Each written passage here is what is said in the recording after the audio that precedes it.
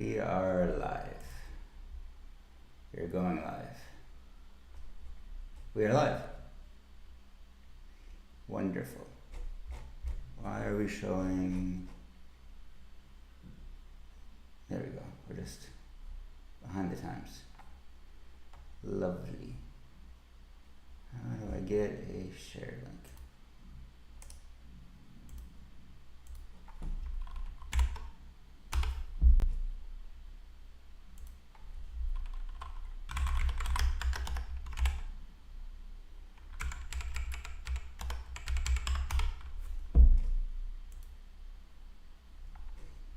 Time zones are hard and so is tech.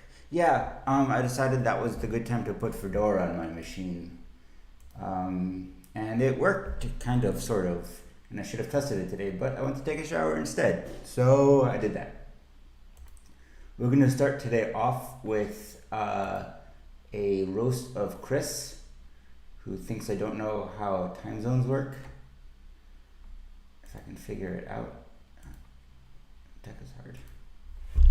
On the plus side, this stream has the chat working in the window, which is nice. All right. The downside, camera's not working.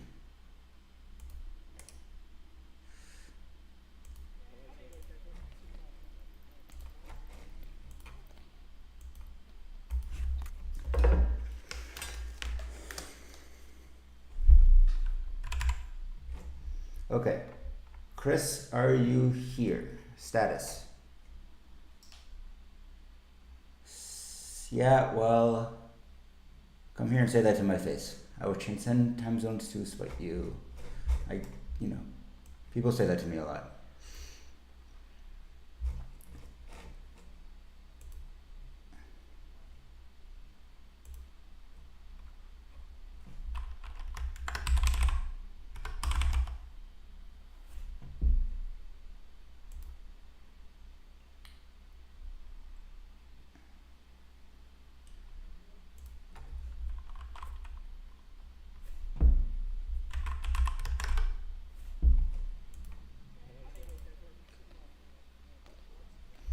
All right, this is Chris on the right, and I've watched a couple of his videos and her videos, and newer fencer, but working hard, really wanting to improve. Let's see what we got. We have crazy legs. Okay.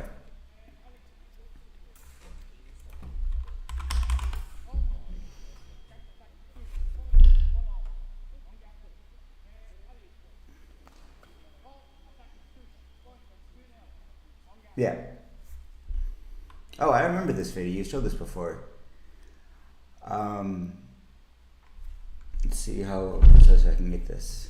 You're not balanced on your legs, like, at all. Look at...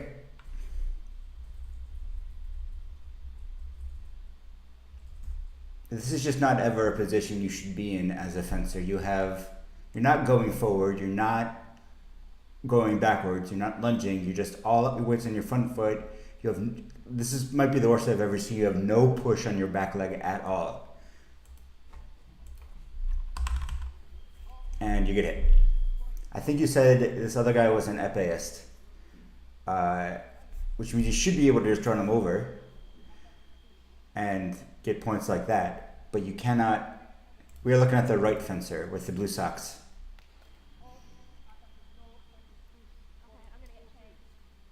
You do that. Look at your on guard. Starts there. This is your on guard, and you're totally vertical. You have no push forward. You have no push backwards. You have no spring in your legs to do anything.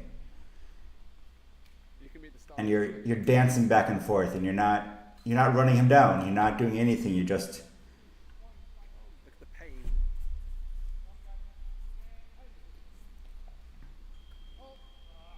Sneaky hit on an epéist, but it's not. There's no lunge. That's just a bigger step forward. See if we got something more.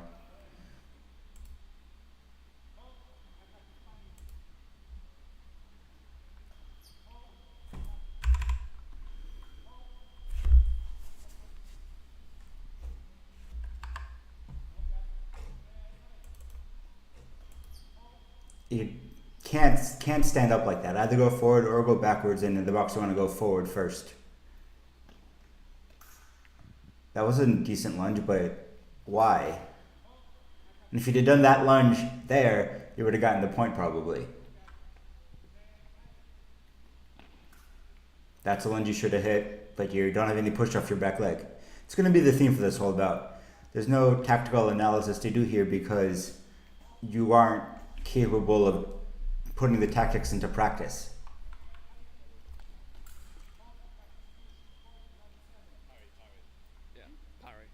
Parry is correct. Yeah, that was good parry from Chris.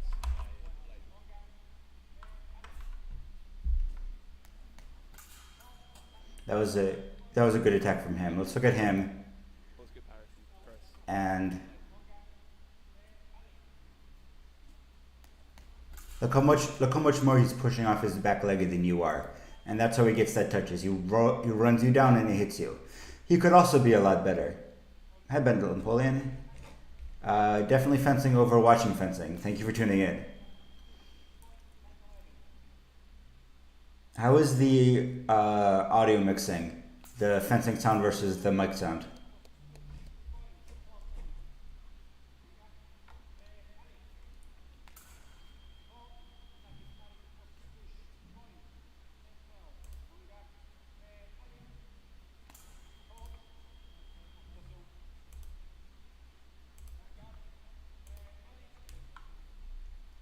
Can't.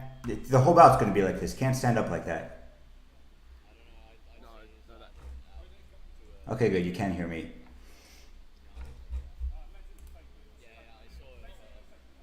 That's what it's like being an FA in a Sabre match. That is what it's like being an FA in a Sabre match.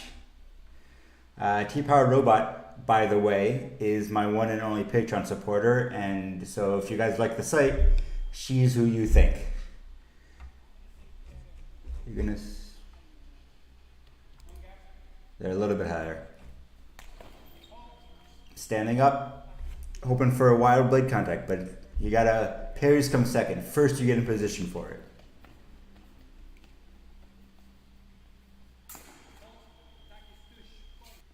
That was nice.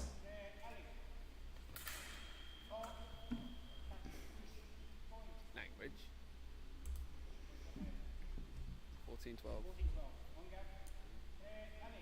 The room is the room.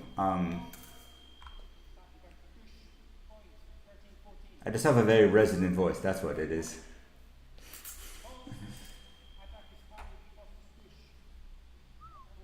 Okay, perfect.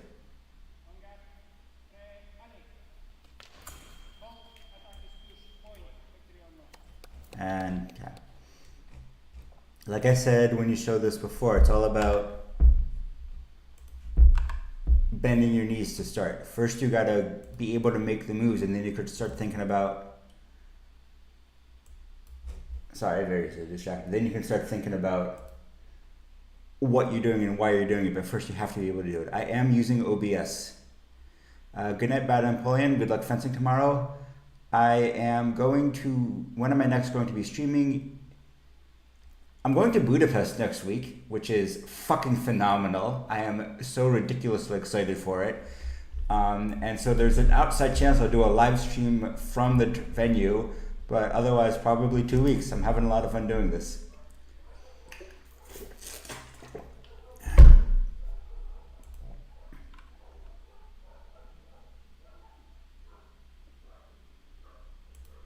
Now we have one more roast for eucalyptus. And then we can get on to the meat of the stream, which is watching Kano Cookie kill everyone.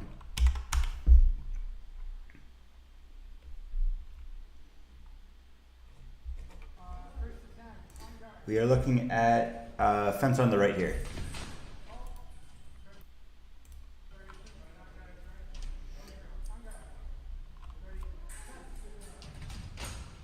So you can see right away compared to Chris, Eucalyptus is a lot more set in his on guard. He's down to earth, he's grounded, he's ready to push.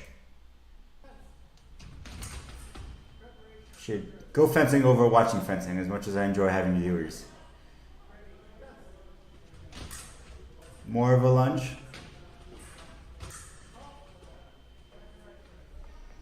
A little bit too stuck in place. Saber defense is all about defense and depth. You have to. Oh, that was nice. That was a very pretty parry. Anyway, Saber defense is all about defense and depth. You have to build your defense up as you go backwards until you've gotten them to commit where you want them to. You can't do this, which is giving up space. It's a line, but there's no reason that should have hit. Any reasonable opponent would have beaten that. And you gave up way more space than you should have.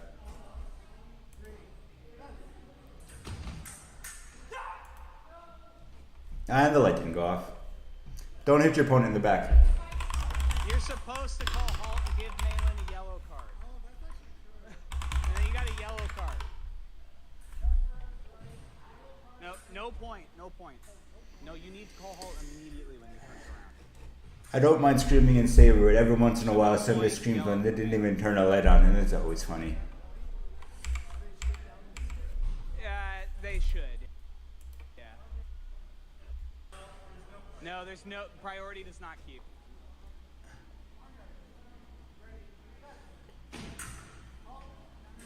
Settings, filters, add, Yeah. noise suppression. Okay. Okay, noise suppression on.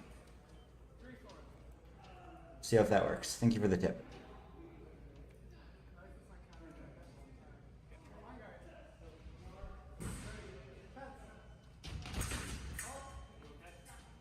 Not even a phenomenal lunge, but forward and straight to the point, and got the touch. Same deal, but she's learning, so it won't be too long.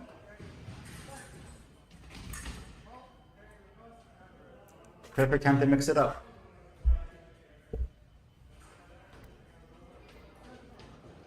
Oh, thank you. Thank you for the tip, Roberto, but it's a learning process. There we go. Oh, doesn't work. Not plugged in. You can give that one to Malin, I think. No, you cannot give a touch that did not turn a light on. But I think I've seen this one before as well, and you mentioned it at the time. I think technically, if it's clear. You cannot give a point and the light doesn't fall. Okay. Yeah.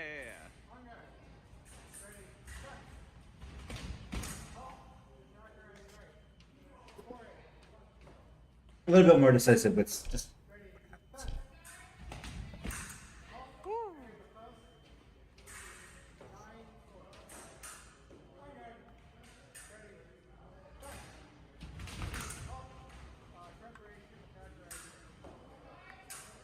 And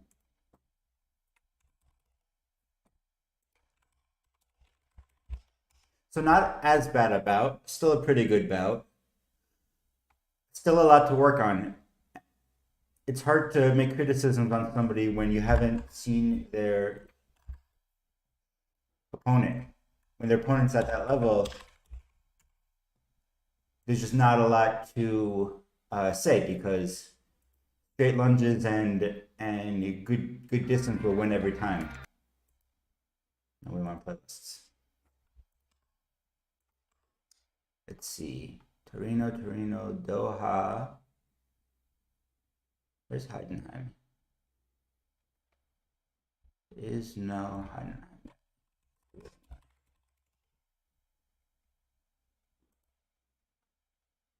Maybe they just haven't put it into a playlist.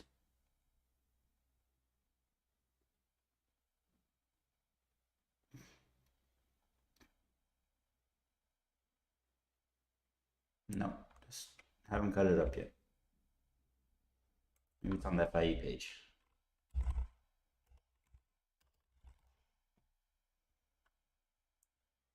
Searching for FIE has found out that file arson exists.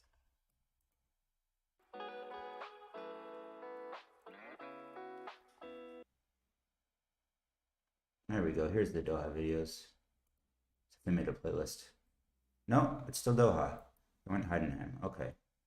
So we have to go find them in the raws.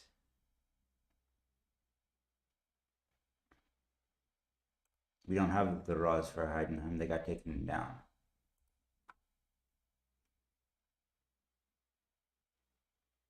I don't think I have them left over either.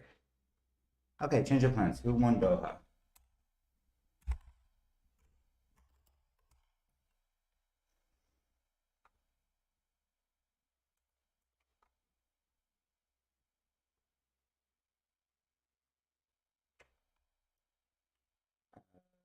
I'm just really quick looking up who won the Doha Grand Prix, and then we'll watch the winner through that one instead. Maybe Natalie Mulhausen. She was phenomenal. SIklosi, great. SIklosi.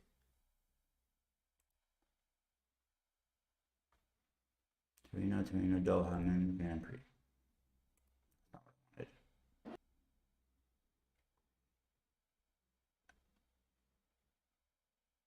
Actual playlist.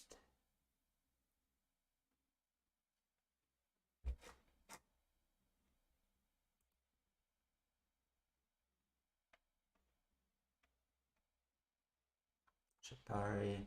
1 point, Shapari won junior and senior NAC on the same tournament, and it was absolutely insane. Nolner.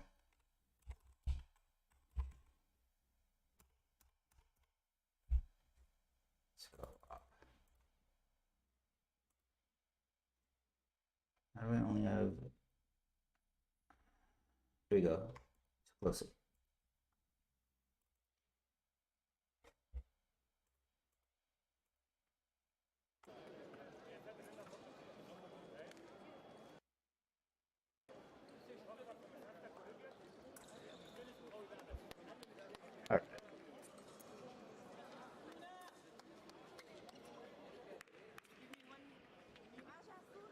Howdy, howdy, folks.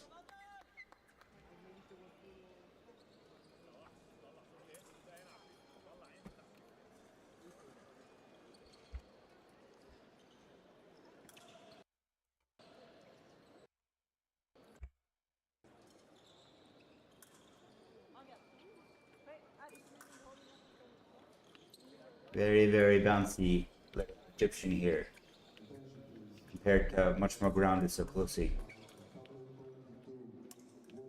He is kind of reminding me of not Elcord, maybe Elcord, whoever that Egyptian junior is. They're fencing very similarly. Skill check. You just gotta be able to have the explosiveness to hit that touch.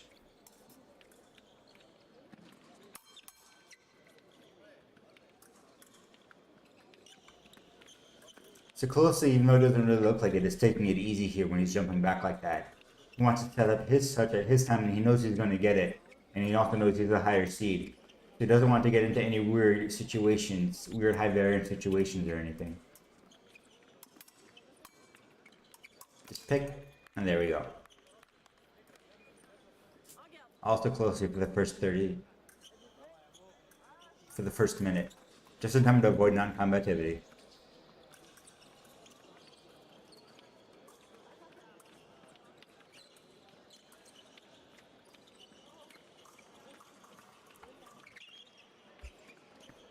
I don't know how obvious this is to the viewers who aren't me, but this is entirely SIklosi's bout. He's doing all of the initiation, and Wilson's doing nothing but hoping and praying for SIklosi to mess up.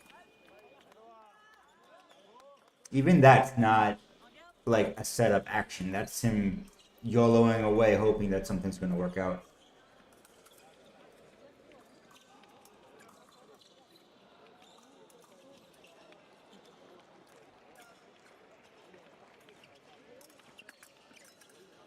There we go. Now we've got a little bit of life. Fortunately, if you push out SIklosi and you're not on your top of your game, you're not just going to get hit like that.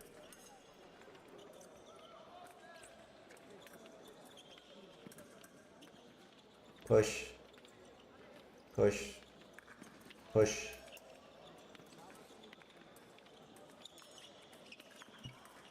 Reset.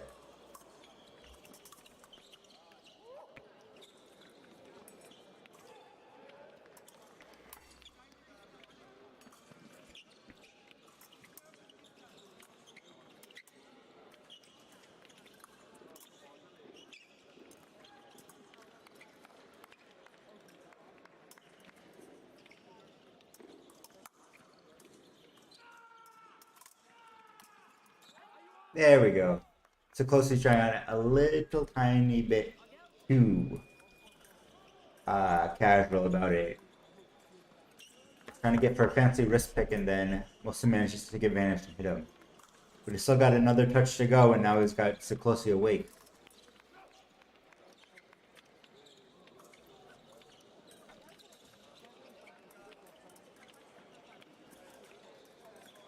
Into the wrist. SIklosi goes way back. Scrummy little guys like this will tend to do better in infighting anyway, I think. And higher variance fencing. Ooh, good foot touch. Pressure, pressure, pressure, and then on down.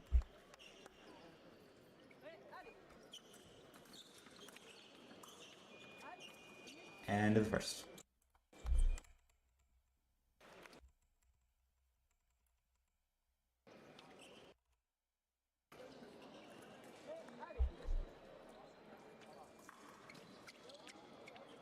Weird situations, as I was saying, are higher variance, and higher variance situations benefit the lower fencer because if you only go by the odds, you'd rather be in a 50-50 situation than an 80-20 against you situation.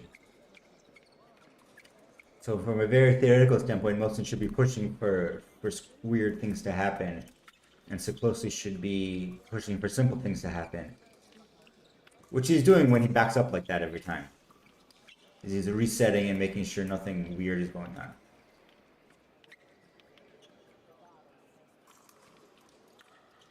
SIklosi is going to be entirely content to ride this out. He's got a whole day worth of fencing going on, and he knows it. If he doesn't know he's going to win. What happened there? Ooh. A little bit unlucky by SIklosi, flushed right into his arm pullback. Got parried.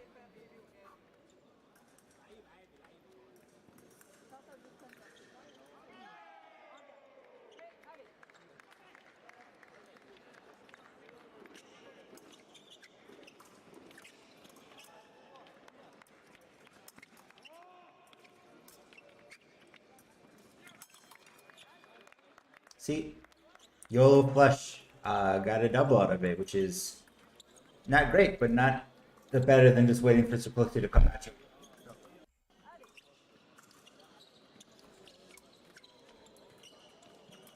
Fortunately, I think SIklosi is lulling him into falling asleep. He was more active before, and he's just gone right back into waiting for him. If you're not going to move your feet, you're not going to really get any kind of a reaction with your blade no matter what you do. And when Wilson sticks his arm out, he's just sticking his arm. He's not taking a step forward. If you see there, he took a step forward with his arm and he got SIklosi to do something. But SIklosi is just going to bail out every time because he's not worried about getting the touches he needs when he needs them.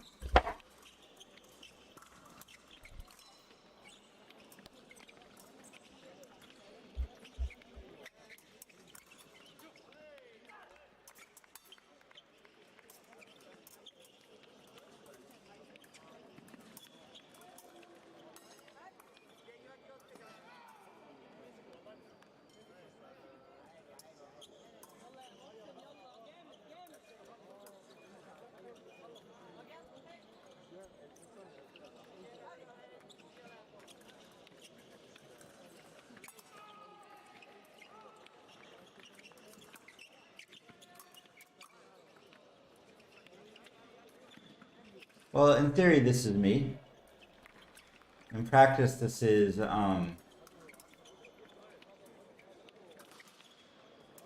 dark to actually see me. But Keypad Robot, if you're still watching and you have any tips for bumping that out, making that brighter, that's not by a light. Appreciate it.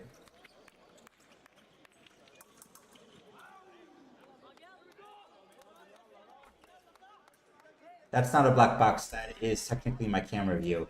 That is just so dark you can't see it. But I don't know. It was fine last time, and I don't know how to make it bright if you have any ideas.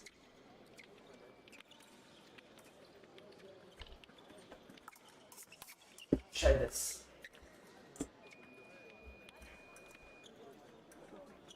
Oh, well, that does put a bright light right in my face.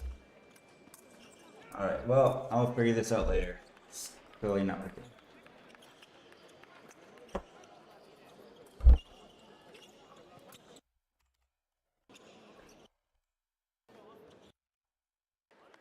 I'm not in the dark.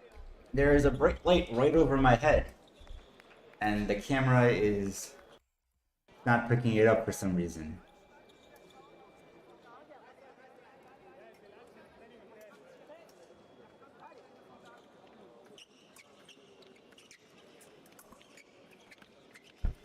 Alright, last period. 6-4. Nothing's happened. SIklosi just standing there, doing nothing. I suspect it's the camera issues or some weirdness with me and Fedora and OBS, a combination of all of that. I'll have to do a practice stream sometime and figure it all out.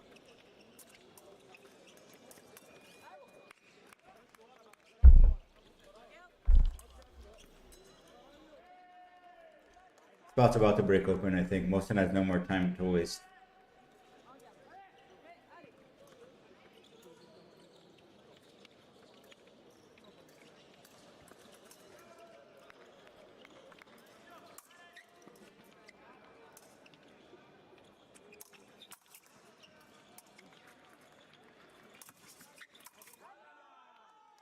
Okay, that was fun.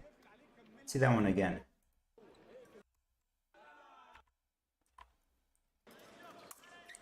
Flick. This time he chases SIklosi down when he goes forward. Pushes, instead of doing the extension, nothing, he does the extension and then he goes in with his feet. And SIklosi is surprised and caught flat-footed. If you ever get your opponent not moving, you have to be able to hit them. Let's see if he's got any more magic.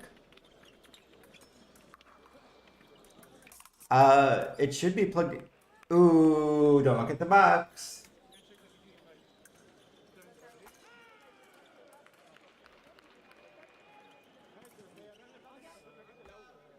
It's actually just my web camera.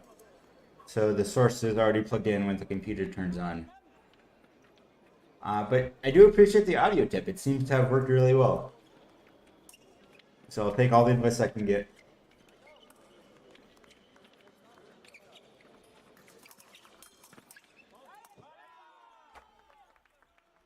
Did you get that? Nope, core, long before he does the hit.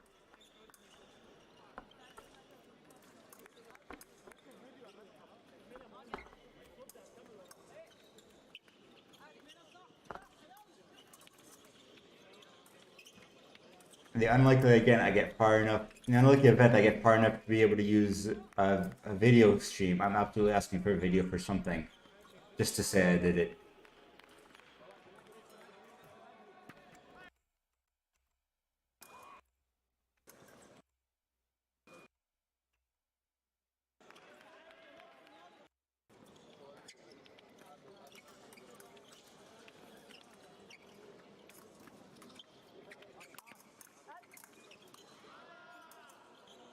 Yeah. Off the side, maybe. Doesn't matter.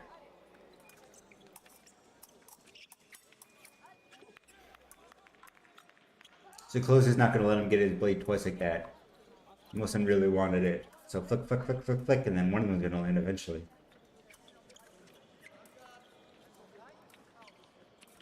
I think it was the Heidenheim stream that had just a ton of 4 flicks like that.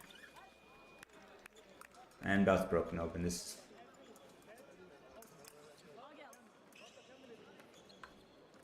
Never, ever want to push against SIklosi. Because he's just going to sit there and absorb everything and hit you. I mean, I'm sure if you're like Kanokoki or somewhere on that level you can, but if you're Mohammed Mohsen, you can't. It is the tyranny of talent. Good phrase, I should use that more often.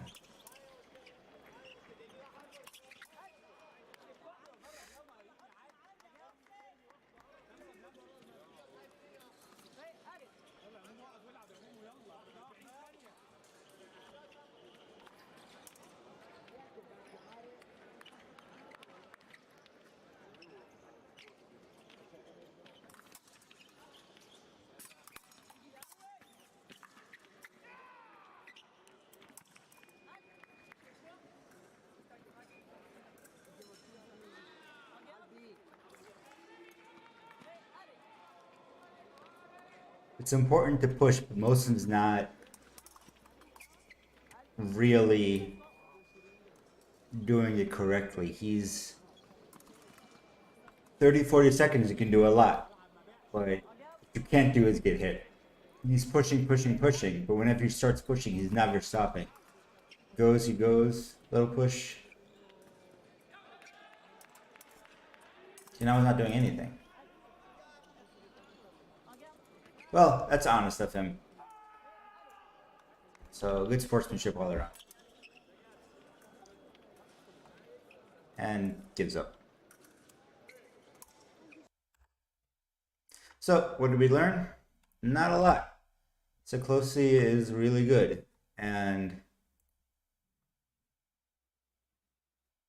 there's not much to say about that.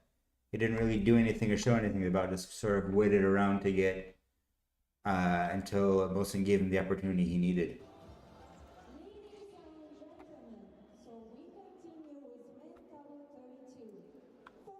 Speed.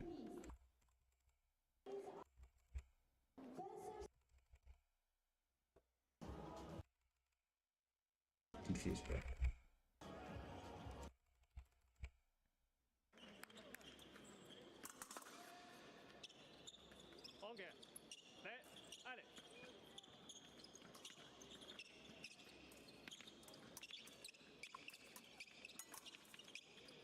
Something about the Polish masks and Zarotniak in particular always make me think they're fencing with a blindfold on, like just a white blindfold tied around their head.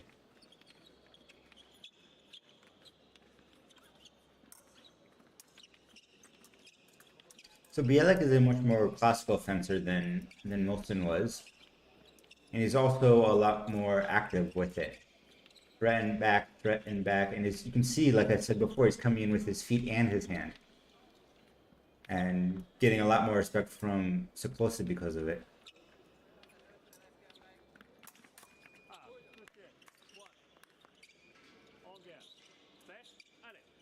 It's just better fencing him. SIklosi is so fast with that.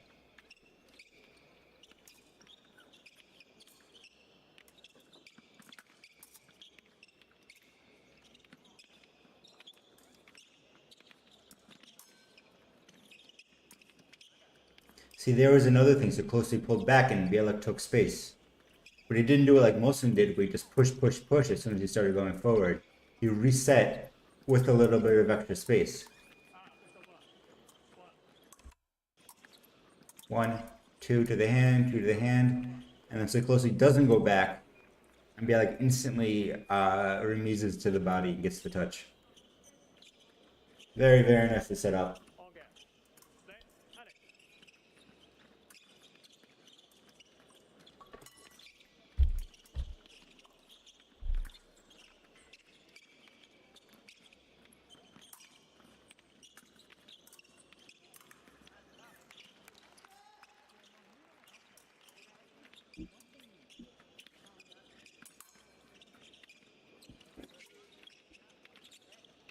He's gonna break first. It looks very even right now. And the fence is so similar. It's like watching a mirror bout. Feint to the hand, see what you can get. Opponent feints to the hand, step back with a counter or a flick counter or something. See if you can catch the counterattack with the parry. SIklosi goes in without managing to get the proper setup and gets hit. Good counter.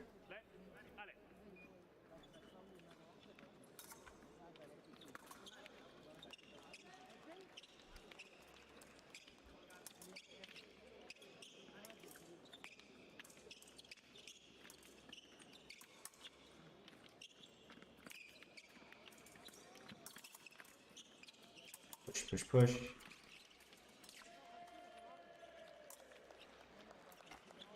I wonder how SIklosi feels about fencing on his opponent's back line like that. It can be dangerous, but when you're that good, you may not care. Is that the first? Oh well, you never know.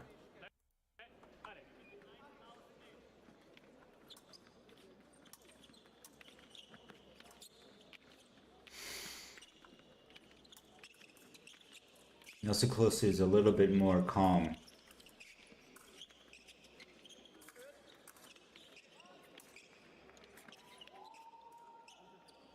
He's threatening by his presence, or maybe he's just waiting for the period to end.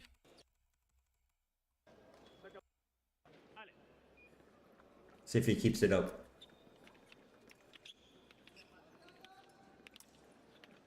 Lot fewer prep blade actions from SIklosi now. He's stepping in like that to apply pressure with his feet just by standing there so close to Bielik, and is hoping for a good, useful reaction from Bielik to do that. Bielik's mostly absorbing the pressure and then pushing back. But it's kind of a high-stakes game of chicken, modern FA.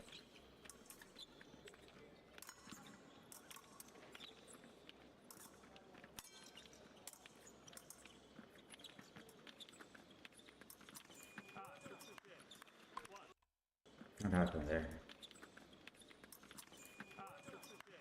Caught him just finishing his step forward, I think. And then couldn't go backwards because he was going forwards, and no choice but to try for a duck. But good luck ducking SIklosi's flesh.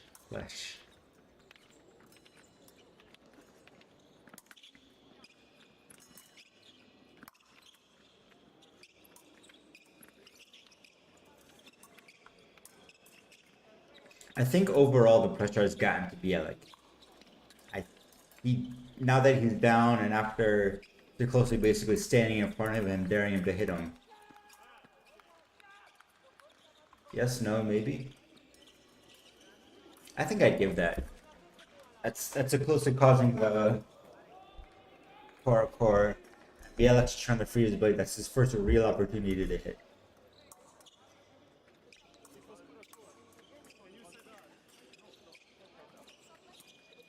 Yeah, touch your eyes.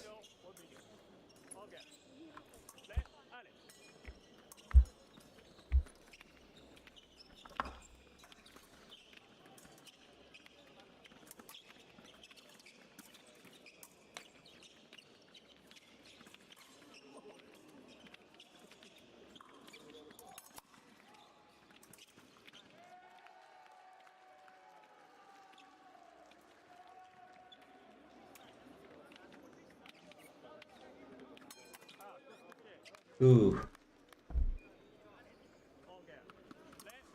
Could have gone either way, I think.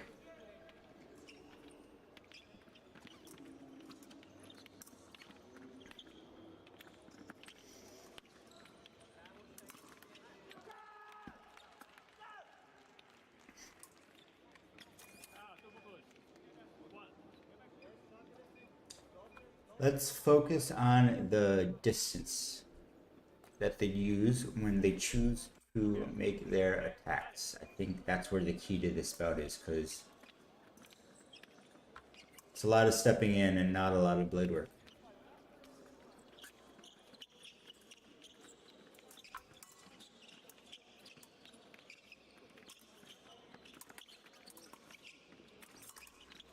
Safe low percentage shot. Ooh. This is a really, really tense bout. Just who's going to take a step too big at the wrong time? Like exactly that. See, here, step in, nothing. Step in, same step. But it's close. Bielik gets his arm out first. And manages to land the flesh.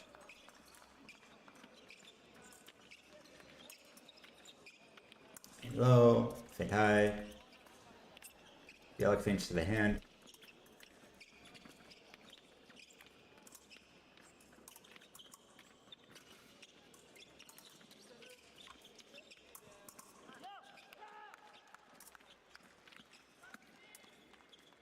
They really are fencing very similarly. Retreat, push, feint low, feint high, and then a second.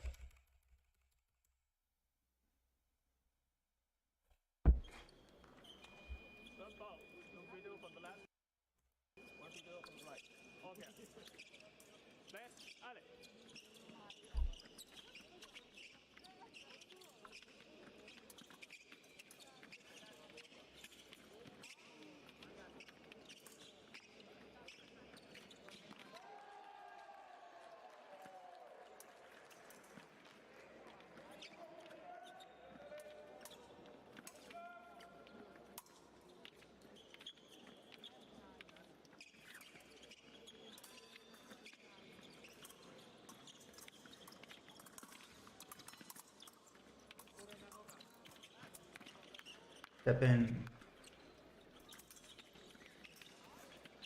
I feel like the Vita Detente, where just neither one of them is really respecting what the other one can do because their defense is better than their offense. Till Bielik gets a little bit too impatient.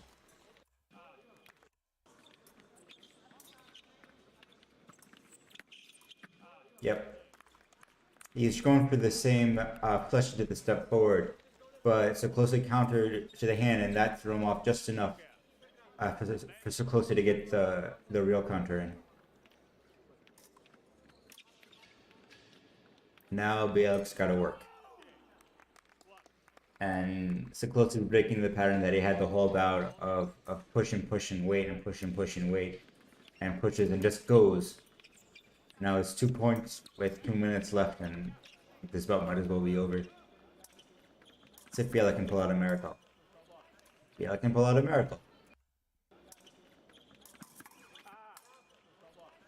He did to Siklosi exactly what Siklosi did to him. Push, push, wait, push, push, go. Let's see if he, but now Siklosi knows to look for it. He's not asleep anymore.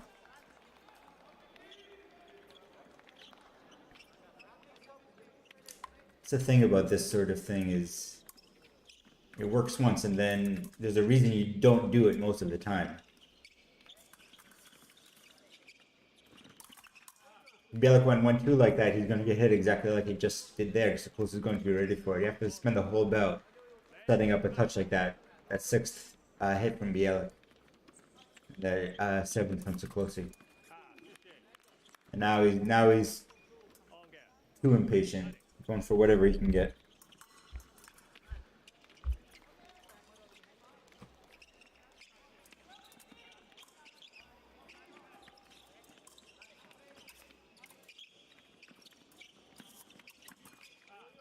Yep.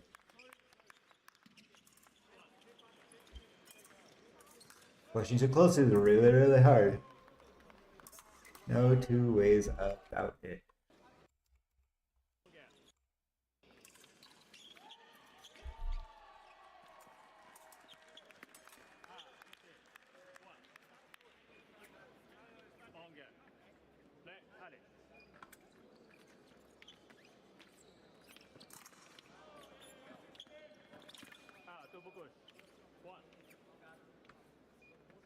About the best Bielik can hope for. I have no idea how to pronounce most Polish names, so I don't know if that's actually Bielik or Bielish. Baelish. That was a good attempt, I think, at least. It looked like Siklosi was standing up a little bit.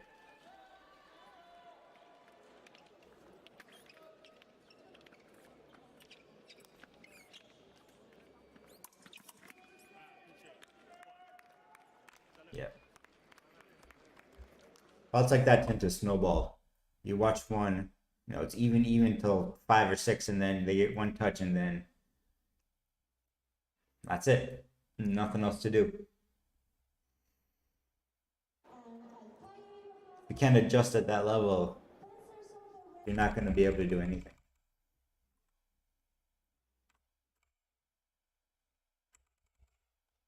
Wish this wasn't a guitar.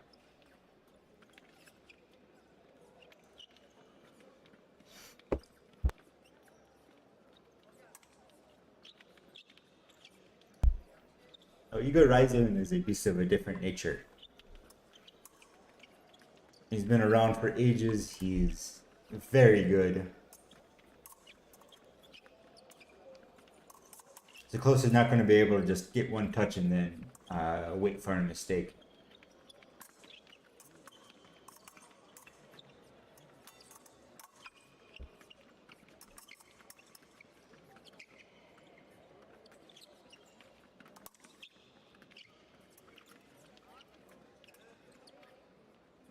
They're so close, holy shit. And they're so relaxed about it, especially Ryzlin. This is absolutely insane. And non-combativity from 2 feet away.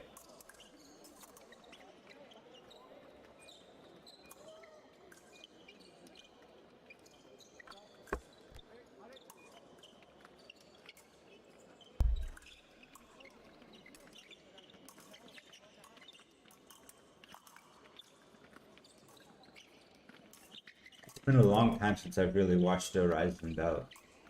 But he looks so relaxed.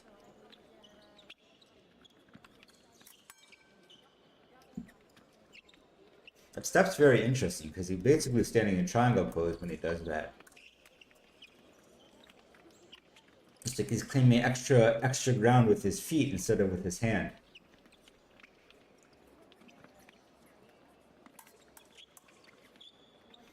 Which is good when you're that close and you're just trying to get a reaction out of your opponent. It maximizes your own blade work flexibility since you're not even committed to any kind of emotion. But you can still get a reaction from your opponent. As we go into the second non-combativity, passivity, I wonder if SIklosi is going to try to punish that.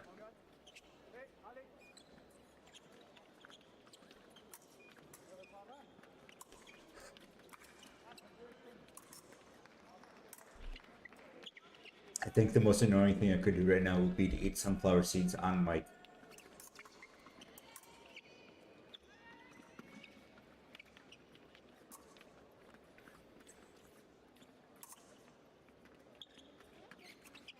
There it is, trying to get that foot, but it's so dangerous because you don't get that level that Ryzen's at without knowing all of the obvious counters to whatever you're doing.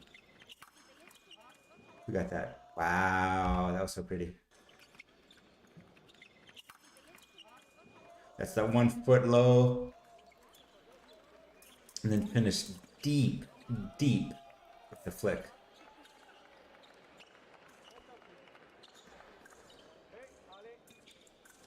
I think that must be something that the FA is pushing the refs on.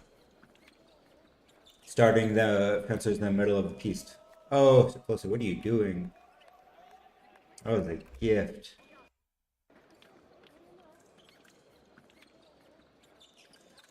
What are you trying to do? Not sure if he was expecting another step back, or if he was expecting to catch the 6 and Ryzen just flipped over it. But not a touch you want to give up in any ways.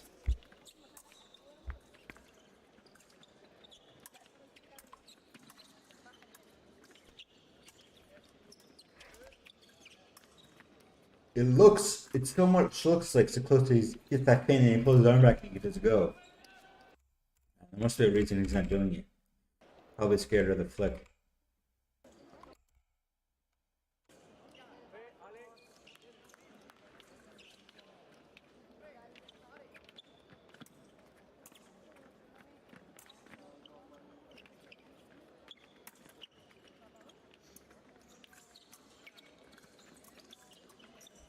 I did this last time and I should start doing it now too, now that we're testing bouts. What did SIklosi change in the period break that helps him? Let's watch this touch and then maybe that'll give us a clue.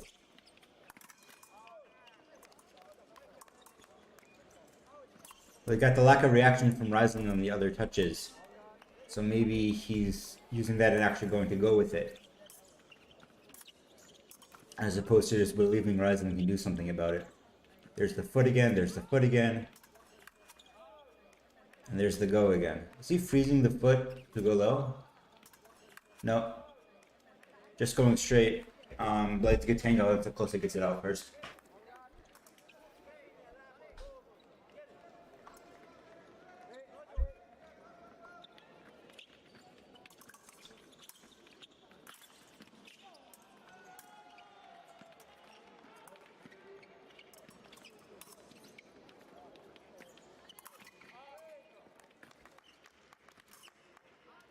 Ooh. What was that touch? Rather than pushing bigger steps than you would expect. And SIklosi catches him with the flesh as the duck and a little bit of a bell punch. It's kinda should be a card.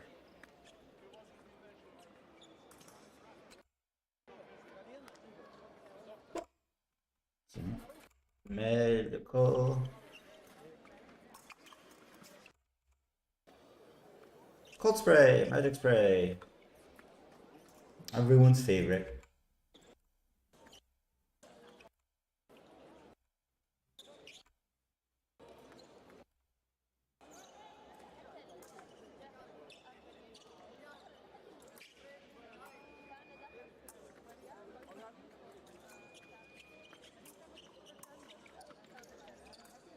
Hey, if you're watching and you're not T-Powered Robot and you haven't said hi yet, say hi. See, I have 3 viewers, which is wonderful.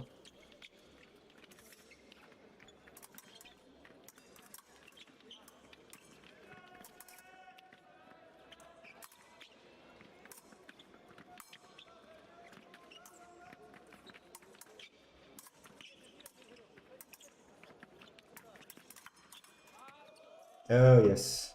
That was so pretty. Push and back. Now he's got SIklosi doing the bigger actions. And he goes in, he gets the counter that he wants and takes a 8 and throws the tip down. Hey, it's Gergely. How's it going, man?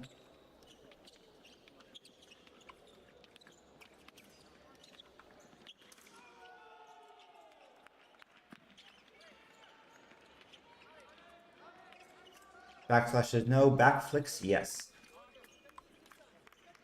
Ryzen's getting too fancy. He's too focused on what he's doing and not on what SIklosi is doing.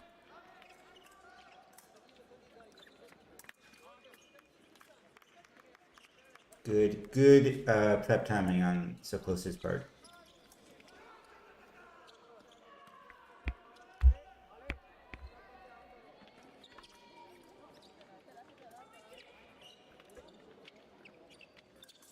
Yeah, I think it's a fun buff too.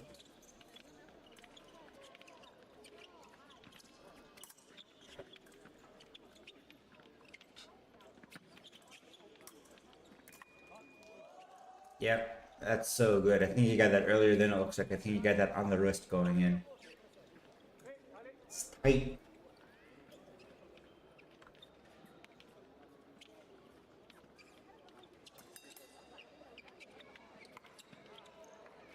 I can't get over it. Their tips are practically over each other's bells, and they're just standing there like that's their normal. Like that's a normal fight distance. It's a normal on guard distance. You predict Ryzen does not clear 10 points. Well, 15-10 is not at all a problem. That's a very respectable final score. But also Ryzen's really good, and I think you're underselling him. I think 15-12.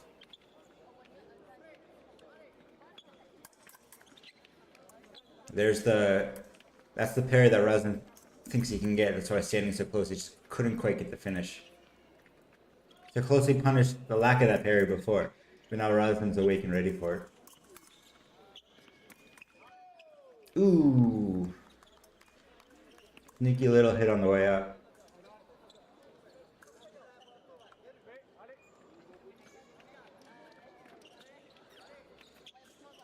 Hit the foot. It's so close.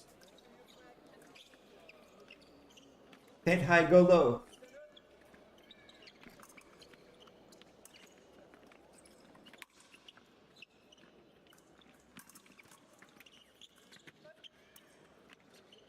And end of the second.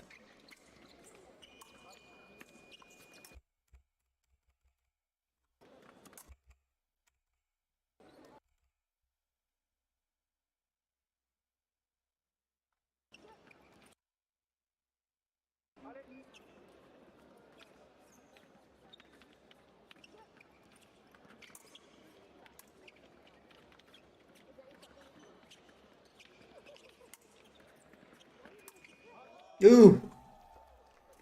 That was sharp as a razor. Holy cow.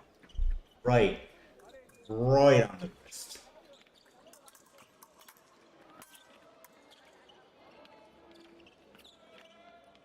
Ryzen's so fluid with that. He's standing up to give himself a better shot, but his distance is still so impeccable. And the way he can spring out into a lunge like that, just absolutely amazing. Fortunately, left it out a little bit too long for that one.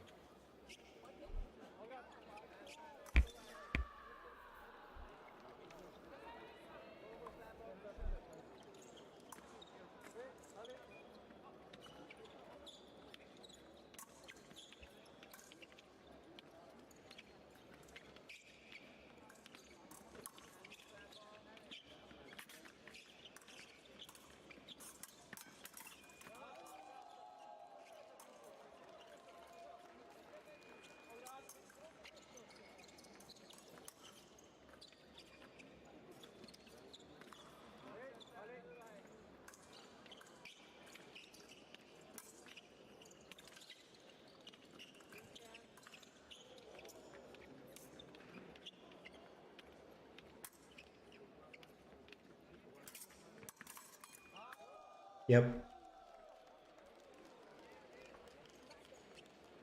When you stand that close to somebody, that's you saying I can do exactly that. It doesn't matter when you come at me, I'm gonna be able to catch the parry, and then maybe even the parry after that if you're gonna disengage. SIklosi got a couple of early ones from Ryzen not being able to do that, but clearly he's capable. He wouldn't be in top 16 and he wouldn't be at the top of the game for this long. So at 9-8, Achilles, you still think Ryzen's gonna clear 10? Not gonna clear 10?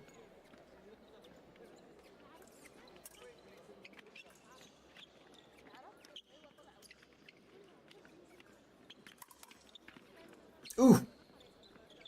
Fast SIklosi, and then only a slightly less fast Ryzen to pull out that lunge.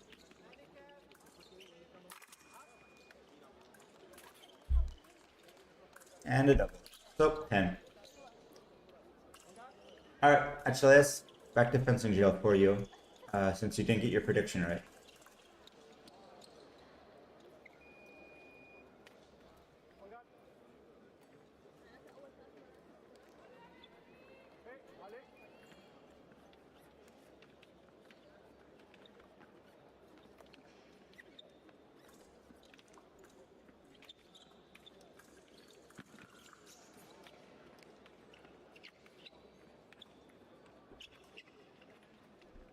What is SIklosi going to change?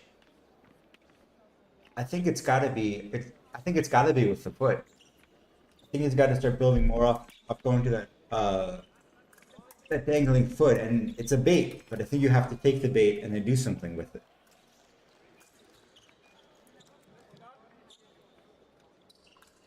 Two doubles in a row is Alta Ryzen's good.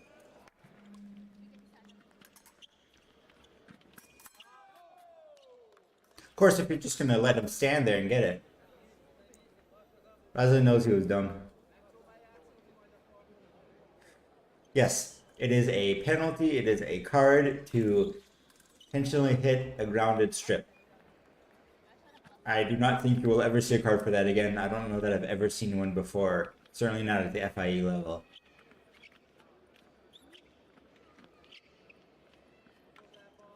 And if you really want to be a rules gremlin and you're fencing somewhere without a strip, you can put your tip on the ground, slide it forward as you lunge, hit your opponent underneath the bottom of their foot, and get a very, very sneaky little touch. And then there's nothing they can do about it. And then third, going to priority. Priority to Ryzen. I guess both of our predictions were wrong, but at least I was left wrong. Much as I dislike Eliezer Yudkowsky.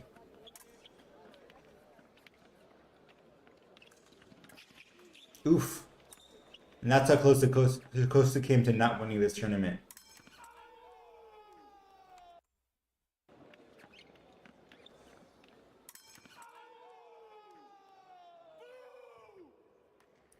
Yeah, but refs will, and the glare from your ref, that's true, but refs will glare at everything, anything. All I care about is not, you know. Is that an 8, high 8, or...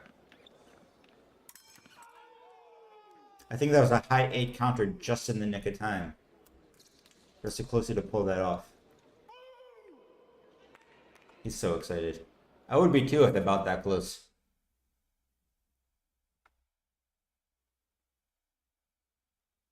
Island, Queon. Dylan Noller made top 16 at Doha? I think I was not paying attention and completely missed that.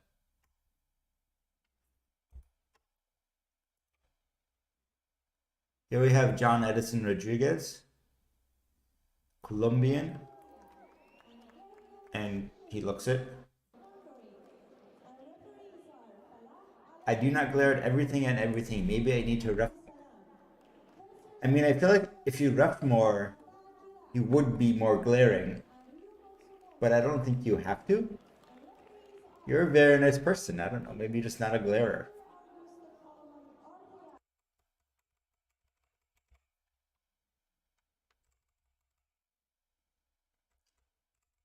Japan team kill on the yellow strip Kamata versus Matsumoto.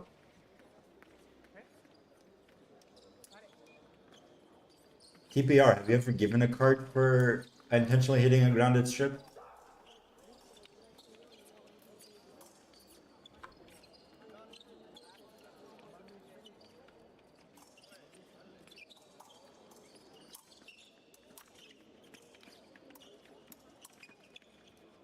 Oh, you're the disappointed look kind of ref. You do a lot of frowning, not the glaring I'm mad at you or annoyed at you kind of ref.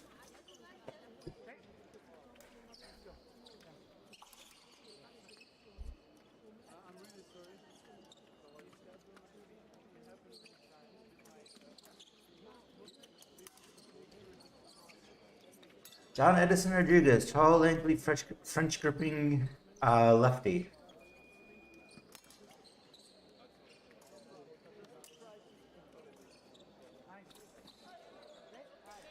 Surprised he's going into Siklosi's side of the ship so early. I watched him fence in the Heidenheim Coup de Europe, and he was very, very good at counterattacks.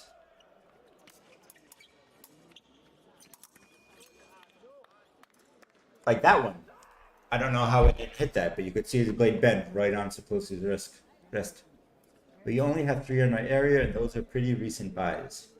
Do you have the roll-up strips, or there's a club that had them installed?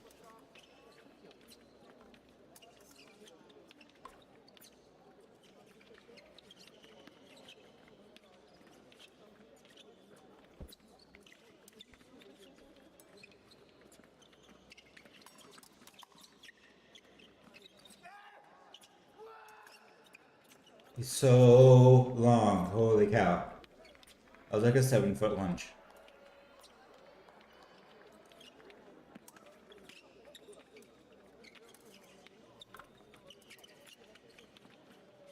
As we learned from Harmonbury, the fencer willing to fence closer is one who's going to win the bout. Which is more true than not. And as we saw from Siklosi's bout with Ryzen, he's very comfortable at a very close distance. And John Edison Rodriguez is not as comfortable. And Siklosi's blade, like in theory, Siklosi comes in close and Rodriguez counters him.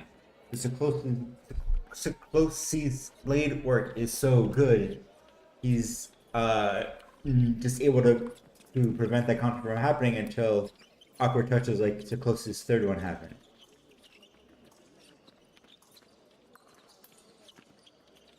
Your high schools buy segmented metal. Sorry, too many things going on. Okay, John Edison Rodriguez just laid on the counter. Okay. Do you have a high school league that they have grounded metal strips? It's just so interesting that a high school has a strip, a single strip. Do they use it as like a podium strip?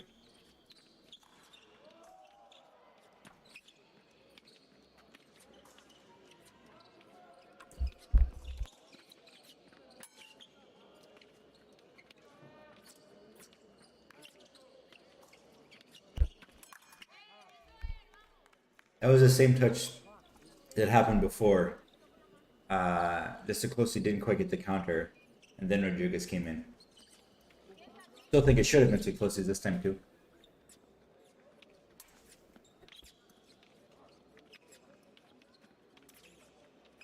That's cool. I only thought California, New Jersey had high school leagues.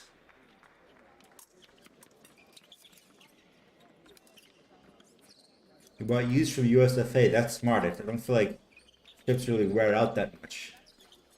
Maybe the connectors get a little bit loose, but perfectly usable for high schoolers.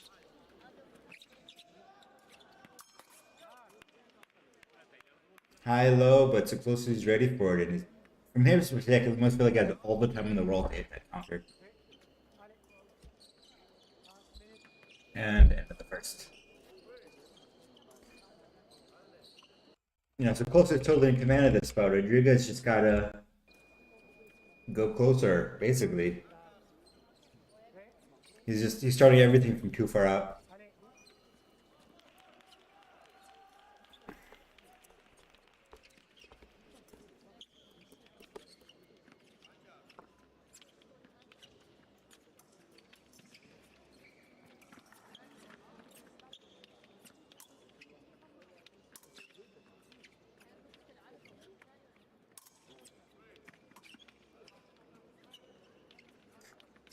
You had 300 fencers in championships.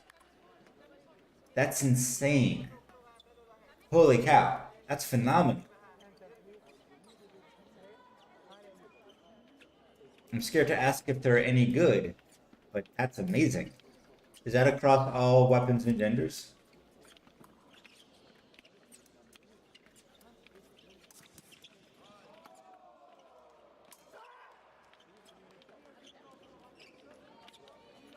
Jugas has changed his on guard. He's got his blade higher now and aimed more in line. I think he's going all in on threatening SIklosi's arm and then hoping for something like that to happen, but it's hard to do that.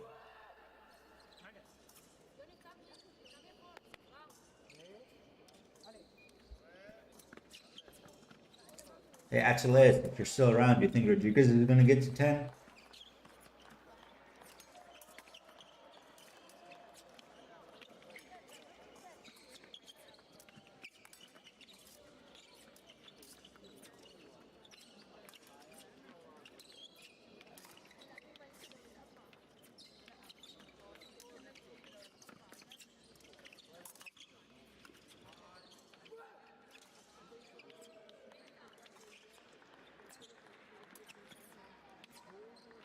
That's, yeah, usually if they also fence you around with the club, they just stomp the rest.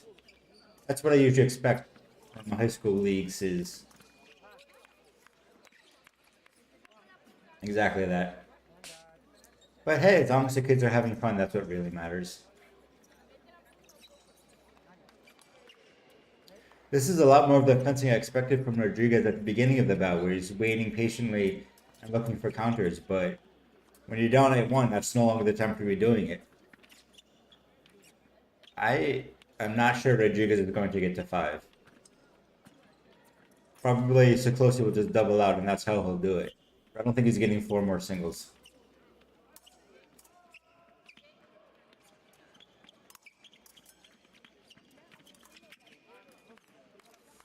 Could have been one of them. I think SIklosi missed the first, and Rodriguez coming in with his arm late and down.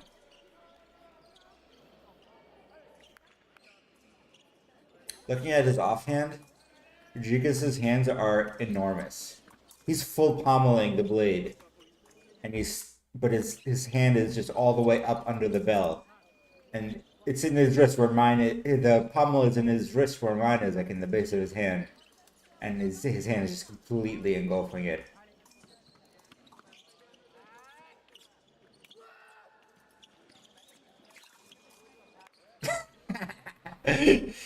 SIklosi is really feeling himself now. Rodriguez is just totally dazed. Alright, 1 single, 1 double, 11-3. This is top 8. This is a top 8 bout at a Grand Prix, and it is 11-3.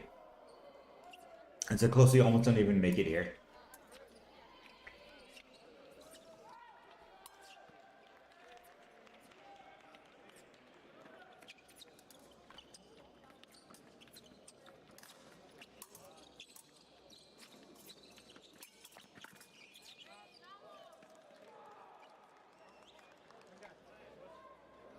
SIklosi doesn't even care. He's just going for style, I think, at that point. I felt like John Anderson snuck one in around SIklosi, but SIklosi doesn't care.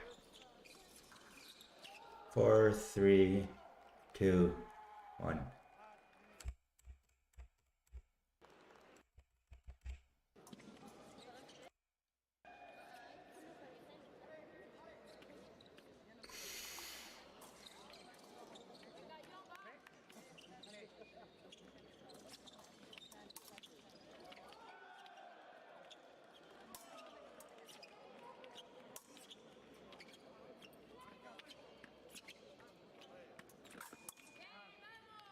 Okay, 5. There we go, 5. And 3 singles.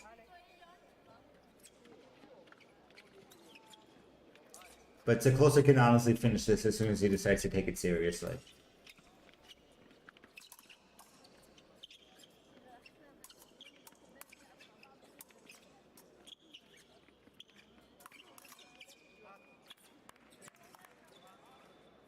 The best touches are the ones where your opponent doesn't even realize they got hit.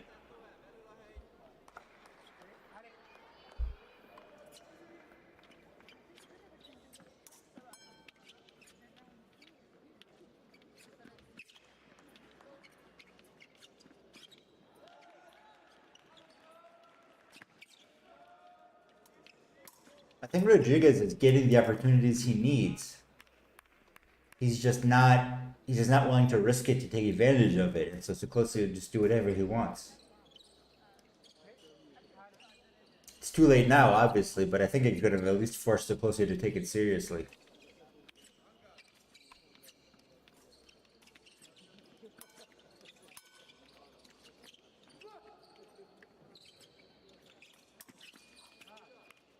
Six. Ha.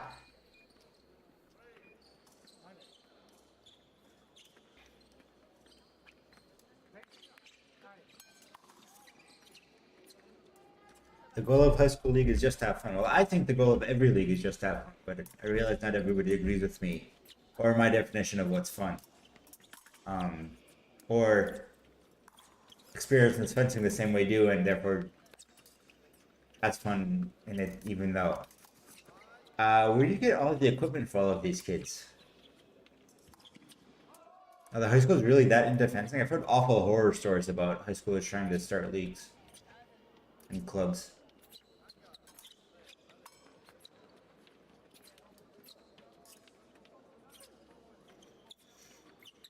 See, it doesn't matter how much you lose by. You thought you were right on with five. I also thought you were right on with five. That was going to be my guess. It doesn't matter how much you lose by at this point. You got to go get your touches, and if you don't, well, at least you're not wasting your time.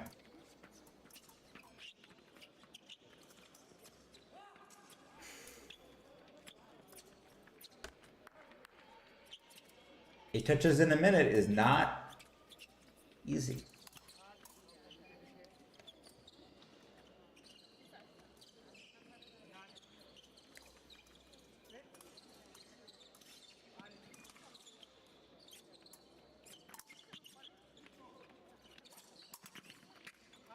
I,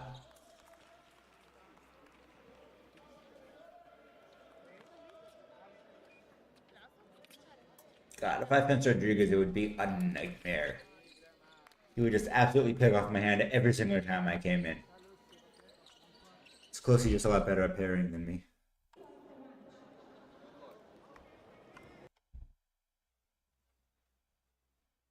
That was Rodriguez versus Siklosi. And now we have Siklosi versus Komato. Olympic champion was hello. round of 64, and it passed its Do I mute David King? John S. Rodriguez. Can I invest the share? We had two quarterfinals. Hong Kong. Where does the budget for all of this equipment come from? So we had two Japanese in the. There we go. He's wrong. Anyway, no David King. What is a youth enrichment league? I have never heard of that.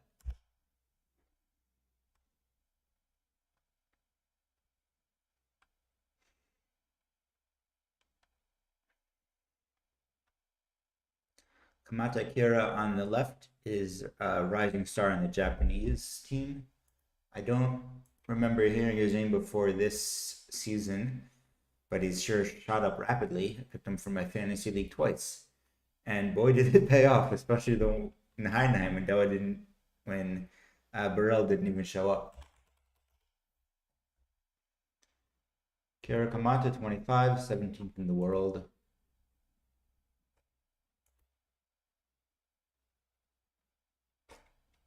Rest flick.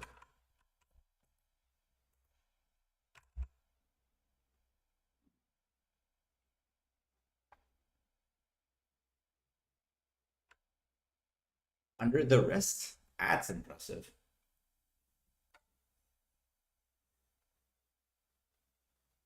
Yeah, he was 26th last year, which is good.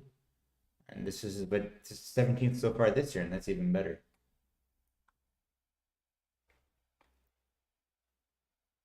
Oh, private schools in the fencing league.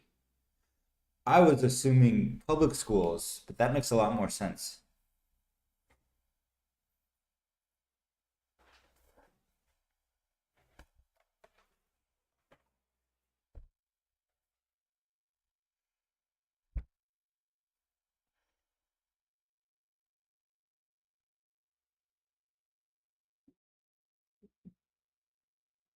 Sloppy. Well, sloppy but weird infighting. Kamata's doing something I talked about in the GP Discord, where he's actively changing his extension, his on guard blade position in and out to change the effect he's having on SIklosi. SIklosi. I said it right.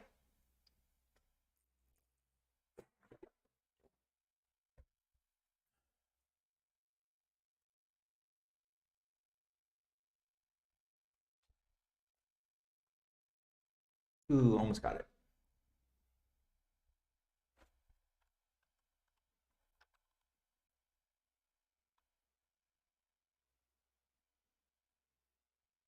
You know it's bad when you look at the slow mo and your ref and you're flashing and your ref blade is already parried against your opponent's spell. Not a good sign.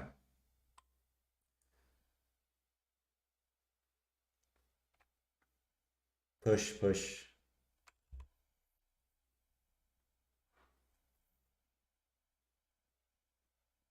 Good disengage from SIklosi. Good disengage. Just cute little disengage right under the six. Kind of a clean touch that you don't see a lot anymore, with everybody focused so much more on footwork and close distance. Akira gets the touch on the wrist, I think.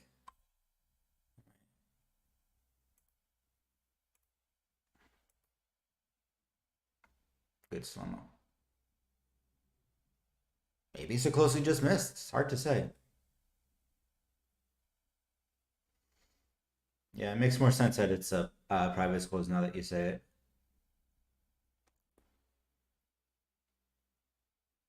Are they like super snobby private schools that are like show up in jackets and ties and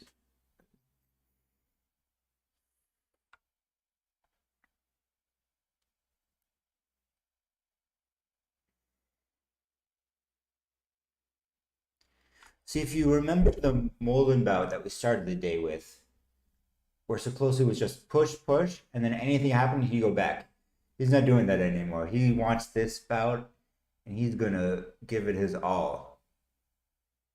He goes back, and he's immediately gonna come back forward with something else. And Kamata's not giving him the space to go back either. Just doesn't happen at this level anymore. Oof, that was so pretty. Kamata sees him going back and going forward, sees him go back, waits for him to come forward. Great counter.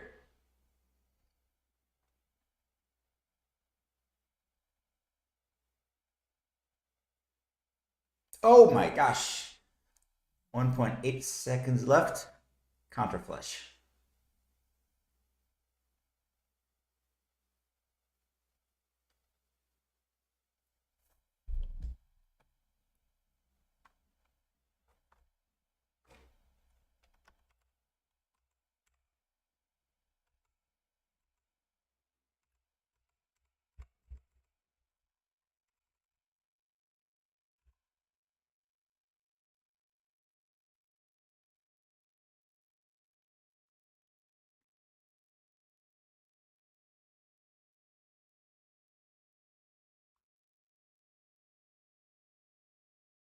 Wah, wah.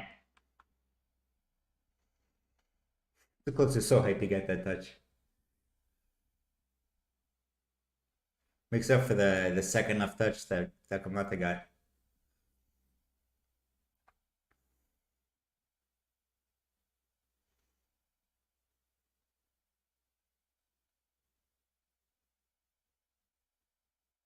SIklosi got his distance and he's gonna stay there and wait for Kamata to do something. And he goes all the way back down the strip, just waiting, just not willing to get any closer. Kamata either doesn't feel the distance or loses patience or tries it anyway. But it's the closest distance that the touch happened at, and that's how he was able to get it. That one was extension, draw the flush that you saw before, and then take the parry as it comes. There. And you know, once she sees it once, gets it, sees it again, gets the touch. All the coaches are great and you love them. That is phenomenal. And the coaches will set the vibe for their whole club. Hopefully. So that's good to hear.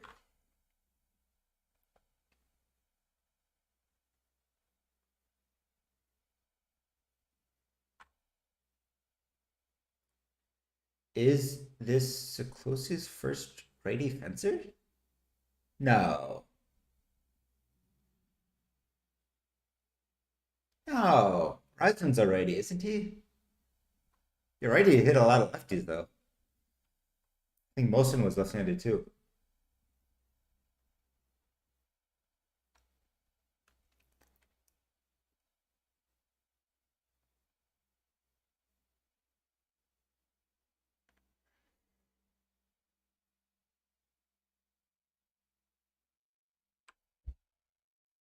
Quick prep drawing the... Okay, and now we've taken it. This is phenomenal. Now we've taken this tactical progression one step more. SIklosi steps in, steps out, Kamata flushes, SIklosi parries, and Kamata disengages it on the parry. And now we've, and every single step in that got somebody a touch. And then their opponent did something else in it. And that's just a really good tactical breakdown. And they're just Kamata with a lot of want in him. Just full into the foot and then continue forward. Low, up. Or maybe hit the foot initially, the leg.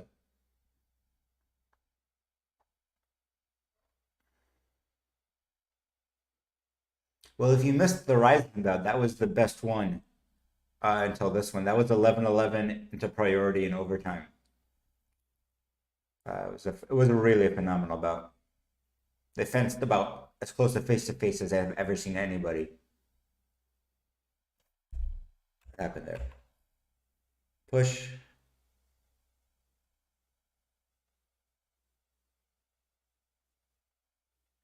So the other thing you can do when your opponent won't let you get close is throw in an extra action in your sequence. That's Kamata going the same kind of 1, 2, 3 did before. 1, 2, 3. And he didn't get it to the fourth, but he got SIklosi off balance enough that he couldn't get the counter.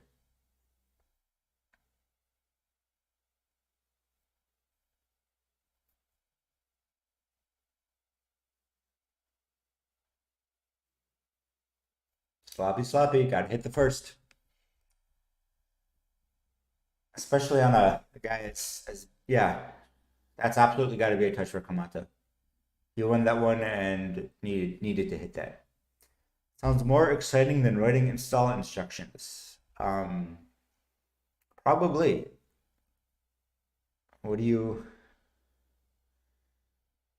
Well, I wasn't going to say anything about your typo, but, you know, just going to leave it out there for everybody to see. Double, nothing done.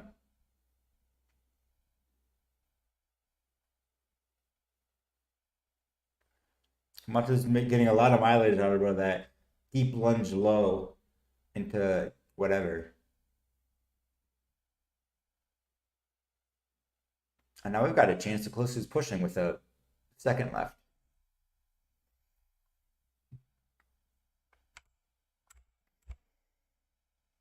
What would be interesting right now is if SIklosi pushes a close distance again.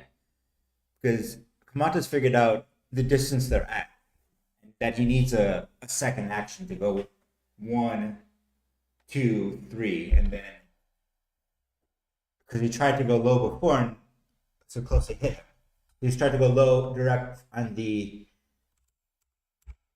at SIklosi's longer distance and SIklosi hit him. So now he's going to try to deal with that counter as it comes. But if SIklosi moves close again, Komata is going to be doing an extra action when he doesn't have the space for it. So it could be a change. And if they didn't zoom in and out so much, we could tell what the distance. Yep. SIklosi is a little bit closer, I think.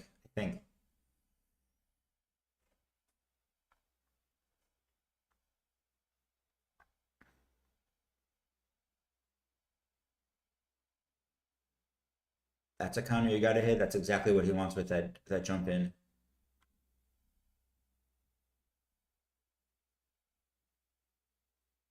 Oh,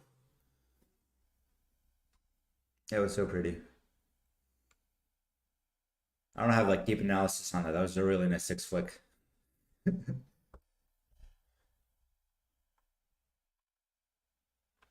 That was weird. I think Komata just kind of ran onto Siklosi's point there. Not a lot.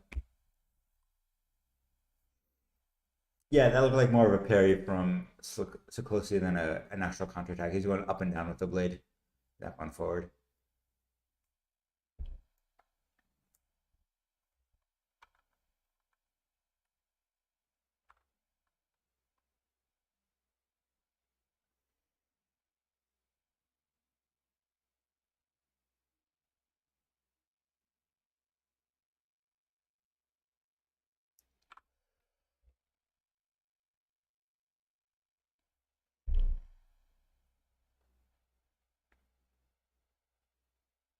Double, but looking at that replay, Kamata's lucky to get that doubling because he missed his flick. His barely got his point back in time. So close is like, yeah, nice touch. That was good. And it was. So many to the leg he got. So close to stand up a little bit and got to the foot.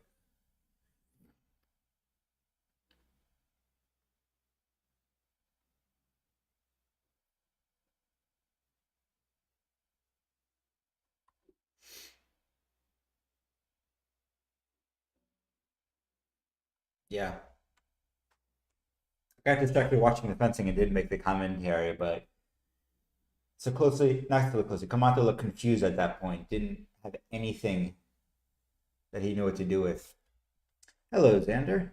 I am also looking forward to seeing more of Kamata. The Japanese team is doing great.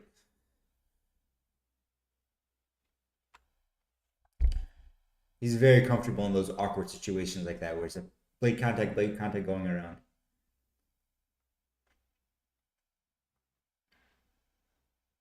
I was not aware of him before this tournament, or possibly the one before this, but he got me like 30 fantasy points and it put me into third on the leaderboard.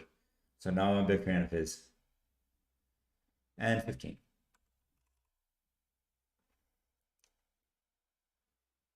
He's trying for that low high thing that he did before. Low, high, but either he didn't quite get it on the distance right or so closely seen it coming often enough to deal with it. But if that is a terrifying touch. Because if he can get that deep with it and still have an effect on things, still be able to defense and get parries, it's going to be really hard for people to deal with that. So you go in and then he comes out and back with it. With the parry goes in and he goes forward and he hits you. Or he goes in and he disengages your parry. It's just everything very hard to deal with. All right, Nestor Loyola from Belgium. Somebody was such a big fan of his, they got a signed glove from Sim Gallagher-Pelletier.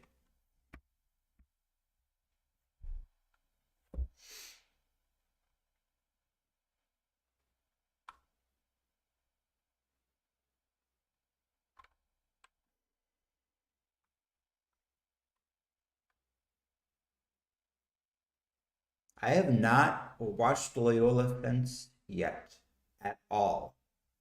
But he's definitely taking the scene by storm this year. So let's see what we can get from him.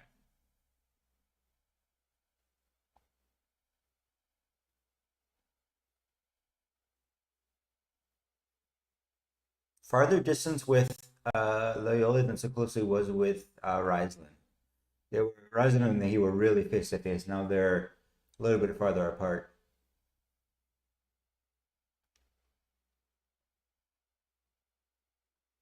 Good counter. That's a really hard touch to hit because he's jumping backwards while he goes for it. And saved non-combativity, which is, I guess, always a plus when you're fencing somebody best in the world.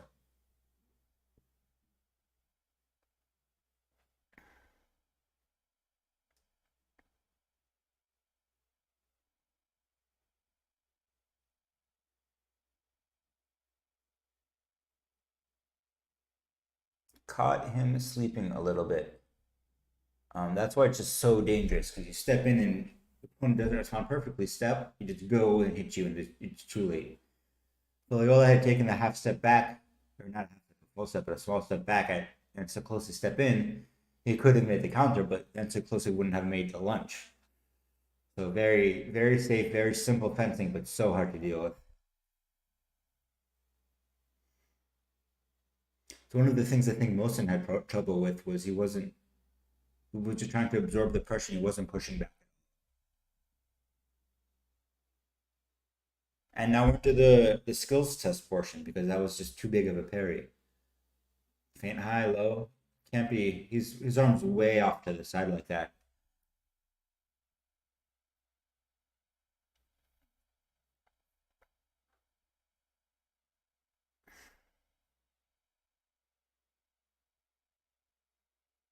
Is Loyola one of these guys who likes to get scrappy with it? High, da, da, da.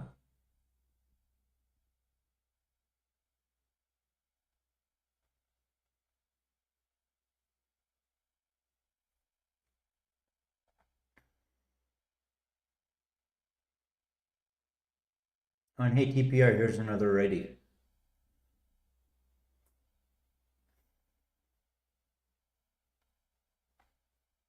Oof, good flick.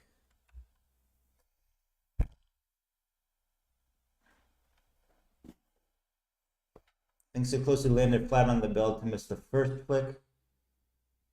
Yeah. And then Loyola caught him on the retreat when leaving his arm out too much, which is usually good. Like if you're going backwards, you want to leave your arm out because it makes it harder for your opponent. But that does get you flicked sometimes when you're at this level. And this is so close to saying that, Loyola, you may like to get scrappy with it too, but I don't mind doing my infighting. Preem to the thigh. Yes, righties do exist, but I wish there were relatively fewer of them. And then maybe I would be able to get a lefty desk sometimes.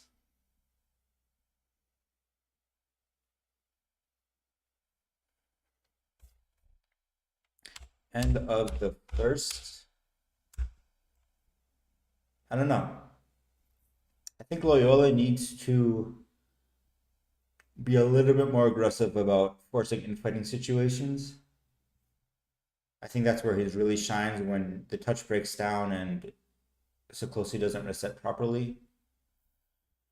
And SIklosi just needs to keep it clean and stick to his game plan and don't let Loyola push him into doing random stuff.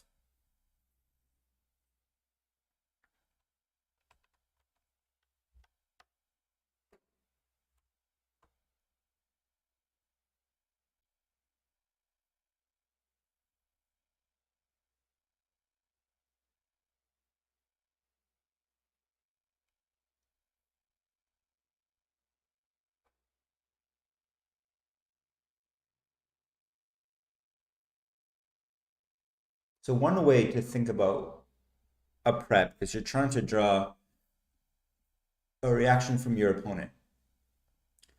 But this level and this close, it's almost more of a sorry, you're trying to draw a specific reaction from your opponent. For example, you flip to the arm, they stick the arm, you take the parry, and they go.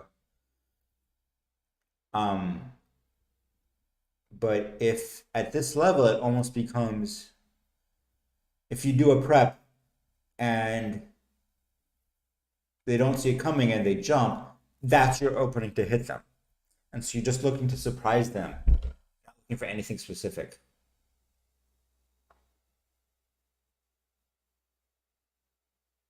And passivity. Siklosi is so clean and his game plan is so good that if you can't break him down, it's almost impossible to beat him. That's true. It reminds me a lot of Bogdan Nikishin from back in the day. I don't know how long you've been watching fencing, but Nikishin was like the ultimate clean fencer. There was Max Heinzer who would flick you and back and was just ridiculous and athletic, and there was Yannick Burrell who was enormous. And Bogdan Nikishin was world number one year because you just could not get anything past him. You could not break him at all. There's nothing special. There's nothing. He wasn't the best at anything except for being a really good fencer. He was just a clean, standard fencer.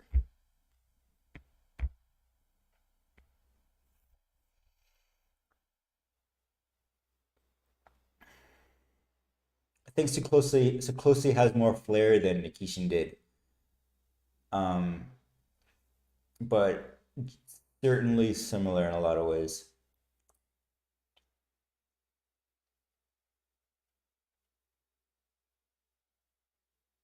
Oh my gosh, you gotta hit that. That's everything you ever dream of in a touch. Close is so fast though.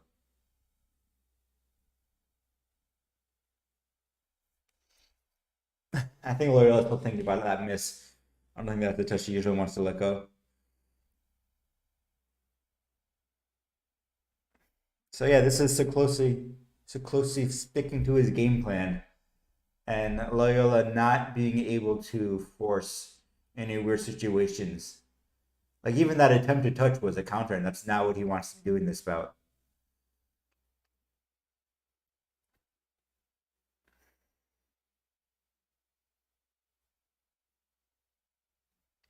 You know, full distance straight extension does not really don't think that's what he wants.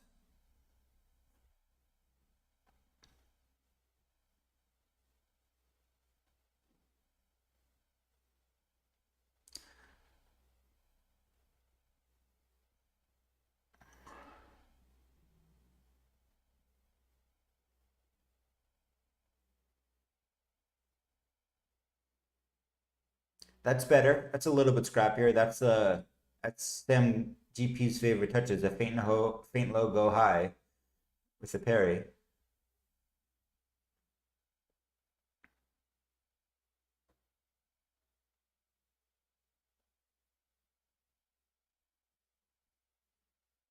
So closely makes it all the more difficult because his athleticism lets him keep up with those guys who try to force situations. That's also very true. You can just see it in this bout right now where there's at least three touches, I think, where Loyola manages to get the breakdown and so closely just bails like a flash.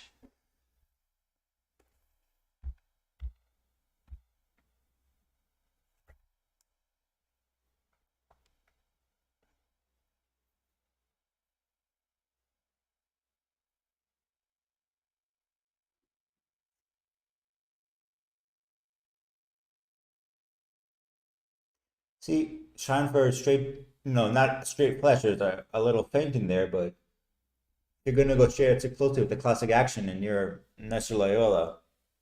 You're gonna get hit. I think that was a tempted take disengage. That's a 5 minutes.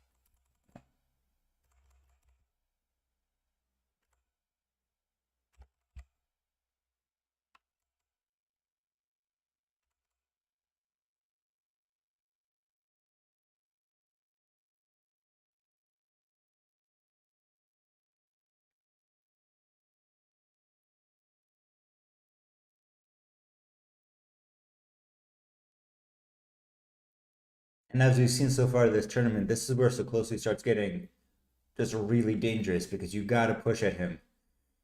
And if you're pushing at him, he gets to control the situation. And that just makes it so hard to force the kind of breakdowns that Loyola needs. Like, if they're even or SIklosi is down, that foot touch, that foot shot is something he would try to punish. And that could be something that Loyola would work off of.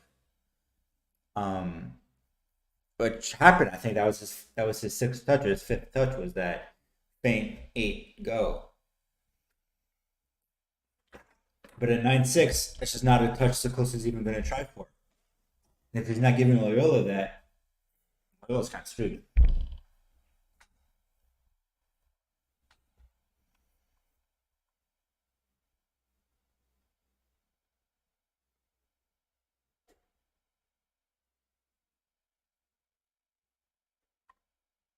I think that was core and then an action, and then the second action.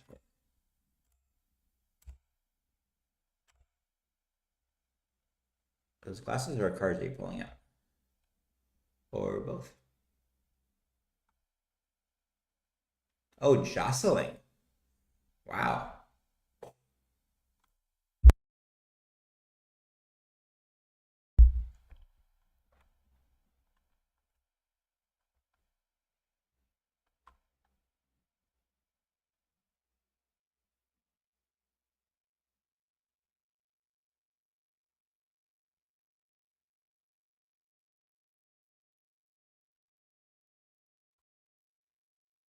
Loyal pushing, trying to get SIklosi to react to anything.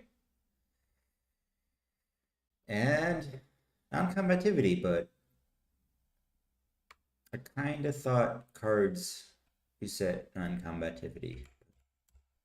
No, I guess I was wrong, and it makes sense that they don't.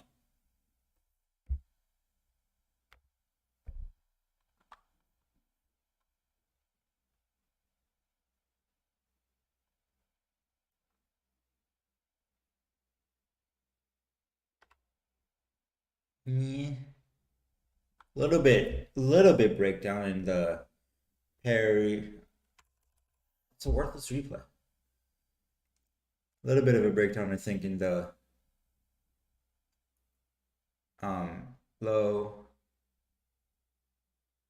There's a lot of blade contact there, and SIklosi didn't really reset the distance, and that was exactly what Loyola needs. But there's not going to be a lot of those.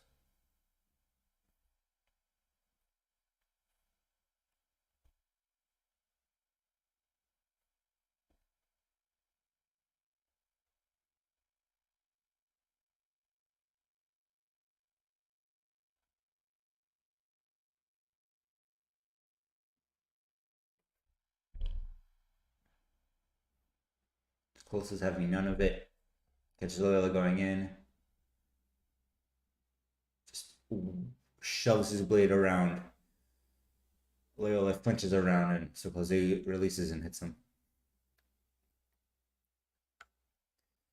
Minute and a half left. And what is Loyola going to do to bring this back? 8-11. Like, it feels very SIklosi for the last several touches, but 8-11 is not a big lead. 8-12 is a little bit more of a lead. It just feels like it's also closer because as soon as it was 8-8, or whatever it was, SIklosi.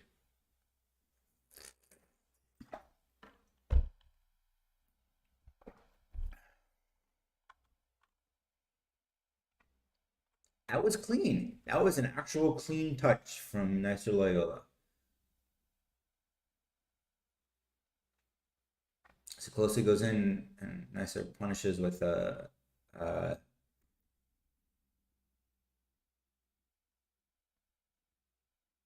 overtaking lunge. I think is really the right way to put it. But I don't think anybody understands that term because I just made it up. The last touch you want to let up at 9-12 and 40 seconds left in the third period.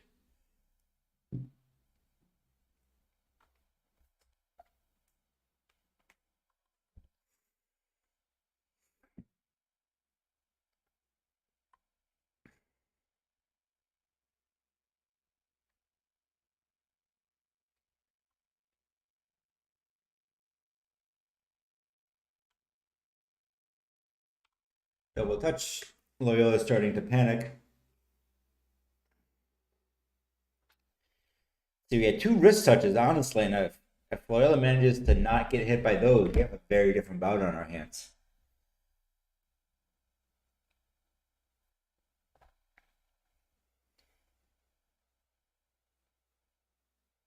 You're gonna do something, or you're just gonna let time run out. And 2 seconds left. SIklosi wins Doha. Oh, it's fun. I'm gonna do this more.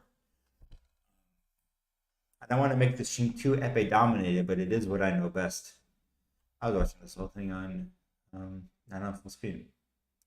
Anyway, congratulations to Gergely SIklosi, to Nasser Loyola, to everybody else who got medals and places and points.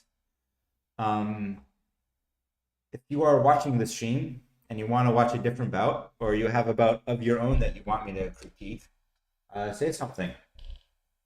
Otherwise, this is all I got for the day.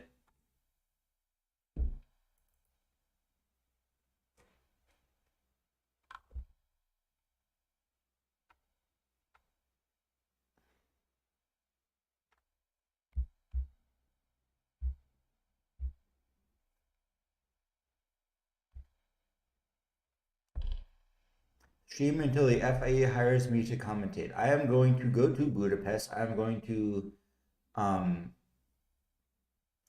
politely speak to David King and not take no for an answer, I think, is my plan for that. But I'm not going to do like a 24-hour stream. No, I have a job. Known versus Heinzer. I can do Known versus Heinzer.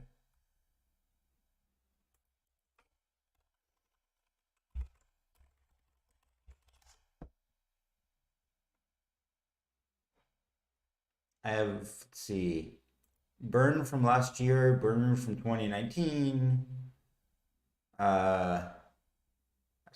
Did you have like a specific bout in mind, or just any bout between the two of them, Xander?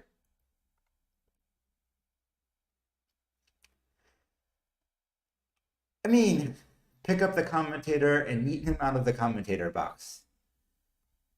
There are hostile takeover.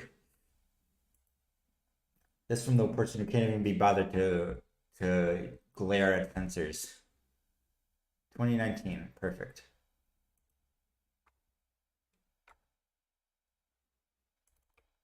And we can unmute. I hate watching fencing without. We'll do both. We'll see how it changes over the couple of years. I hate watching fencing without the audio on. It just looks really, really weird to me. Just it feels off.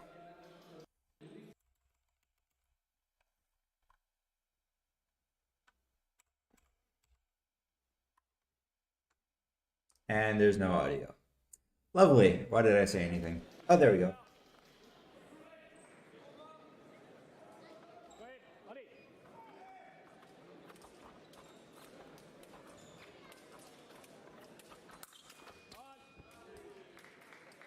Okay, that happened. It's 6 seconds in. How long is this about? Okay, 18 minutes. Oh, this is the one that had a big argument in the middle. I think I remember this one.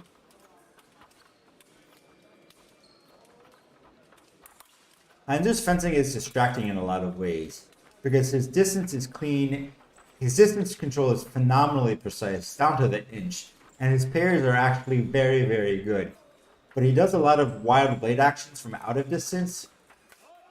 See, look at that. His arm starts high. And then as soon as he steps in, it snaps back into place, and it's a super clean, super small 4. 8. But it's so distracting for fun, and everybody looks at that. It's really, what it shows is that it doesn't matter what your finishing touch is. It's all about getting to that point. I was aware of Kanon, like, as a fencer because of the database, and I'd seen his name pop up. I was not aware of him, like, fencing-wise. Like, I'd never seen him fence until he won Tokyo. And then everybody was like, holy shit, who is this guy? And now, of course, he's great. I love watching him. Oh my gosh, that's so pretty.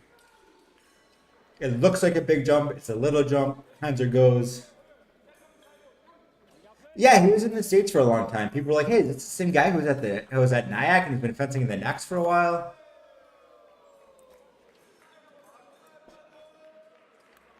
Is that another duck encounter? Oh well. Hanser really wants you to come into a 6.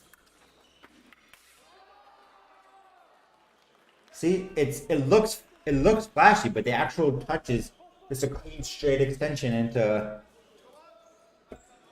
Ganon's attempted counterattack, which is backwards, but that's what it was anyway.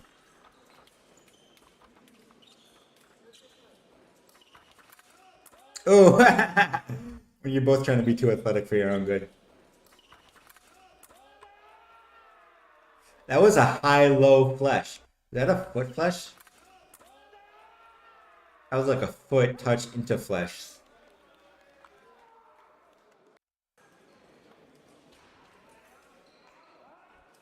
Where are you? There you are. See? Clean blade work. That was a great disengage.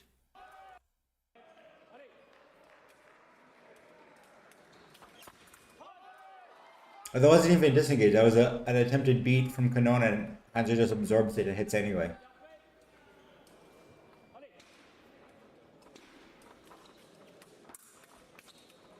See? Wild blade work? He's going backwards.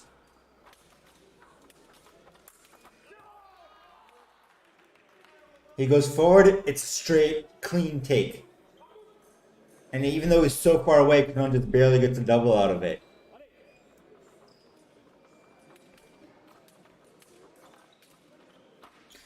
As one of my friends said once, Max is all smoke and mirrors, none of it is real. Your friend is absolutely correct and very observant. You should listen to them more about fencing.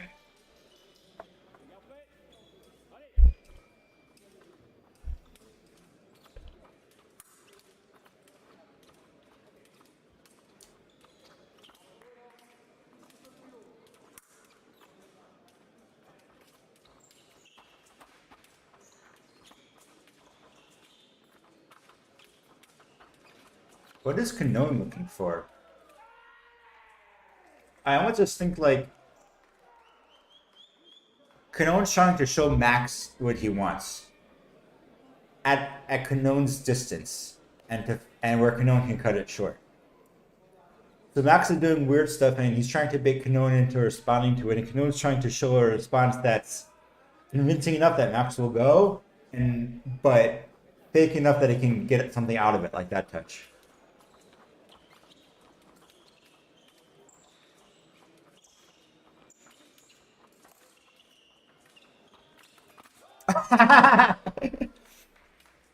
If you've ever been on SGP Discord, they love talking about the drawer pull, and that was basically that right there. That was go. Pull your arm back into coupe, back over the top. Coupe being where you pull your blade over the top of theirs instead of going around it.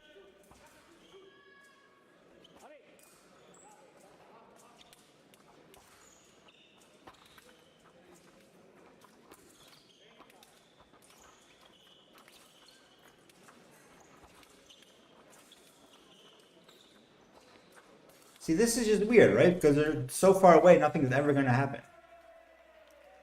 It's a 2-stage prep. It's a bait if they want to commit, so you can counter, and a step into prep with deep flush if they don't. Yeah, we're talking about the finishing move there.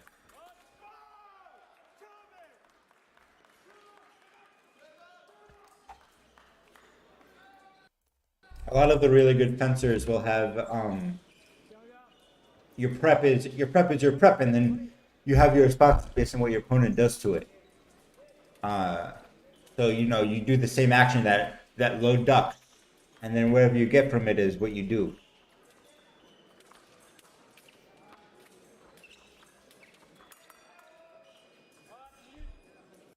Certainly no non-combativity here.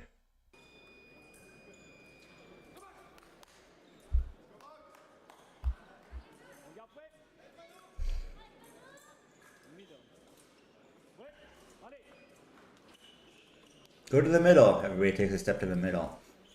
Fence. Everybody immediately moves back to the line.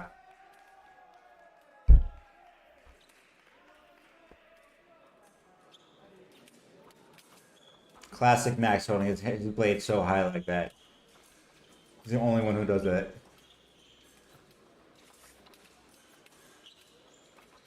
He knows he's got the blade work to hit you no matter what you do with the blade. It's so far out that you have to do something with the blade or that'll happen. And it's so high up that you gotta make a big action to take it anyway. And against worse people, you would just hit them on the hand.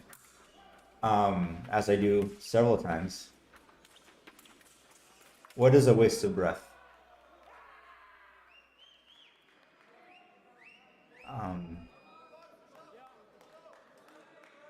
But Max is good enough that you can't hit that hand.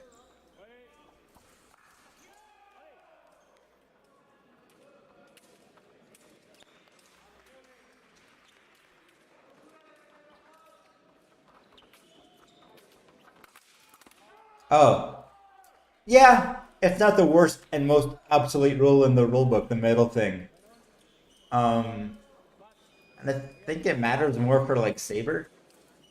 But it is not really like most refs don't care. Except recently on the World Cup circuit.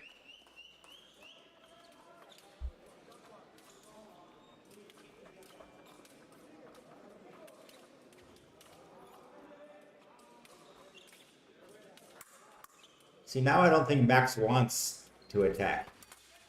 That was another attempted draw pull. That was almost really good. That would have been a great touch.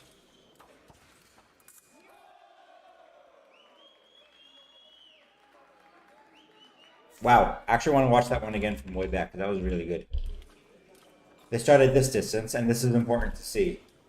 And then Canone's slowly trying to creep in. Max is trying to counter him. Max does not want to attack right now. Max wants a counter. And right here it starts. It's 1, 2, and he's getting closer. And then 3, and he's close enough to hit the counter, and it was so pretty. And he set that up from about 20, 30 seconds for that touch.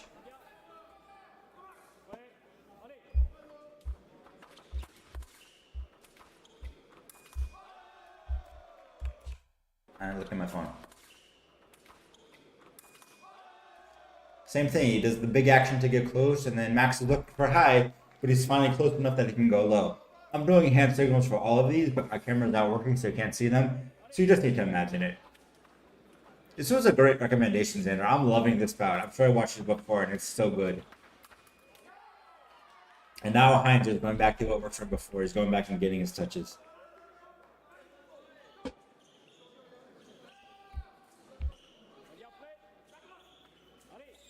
What Heinz are going to do? Push. That's what Heinz is going to do. It's that he's still looking for the counter with that thing, though, I think. Maybe he's hoping to catch. Now we're back into this.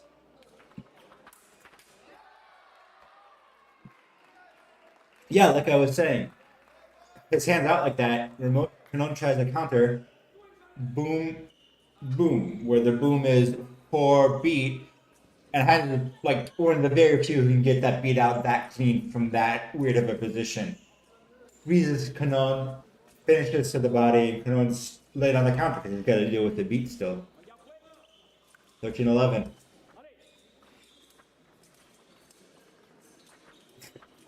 Heinz goes all the way back to the warning line to build up steam.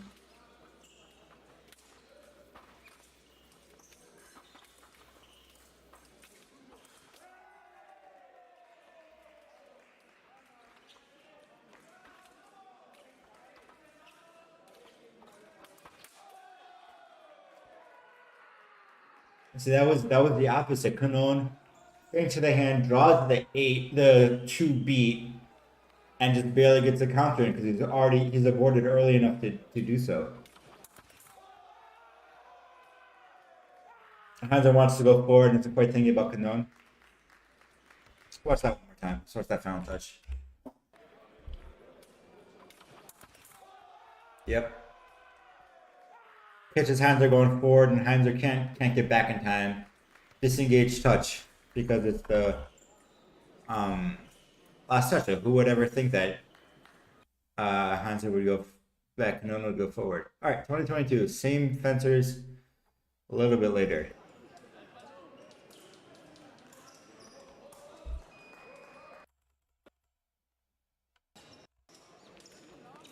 On the opposite sides.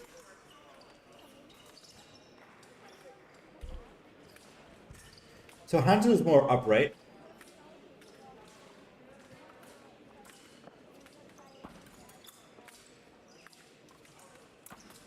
At a local level, it's easier for you as a ref to remove the mental load of immediately watching boundaries if you set them to the middle. That is a very good point, and I had not considered that.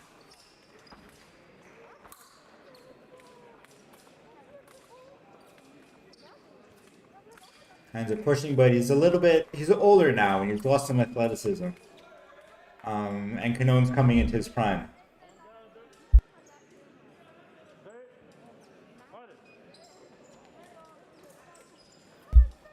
I think Canon must be coming in as a favorite in this bout, unlike the last one.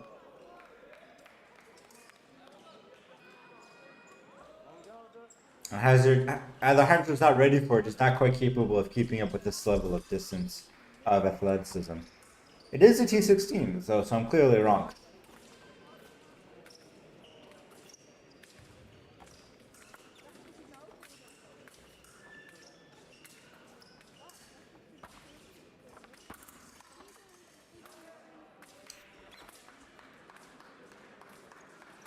To me, it looks like he's still holding his blade out like that, but it's a little bit lower and a little bit closer to him. It's not quite as much bait.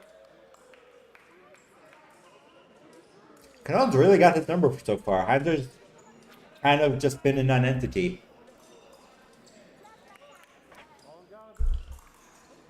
When he retires, it is going to be the end of an era, and I will probably cry. But he can still go get his touches, so it won't be it. I'm pretty sure my Heinzer reel is my most popular one. Later I'll jump back to get I'm going forward and then around.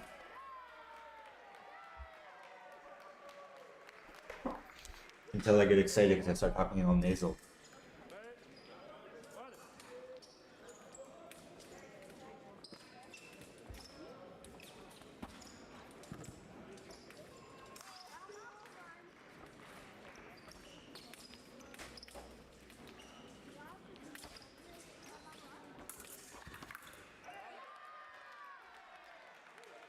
A little bit closer, and Canon kind of doesn't expect Heinzer to push like that.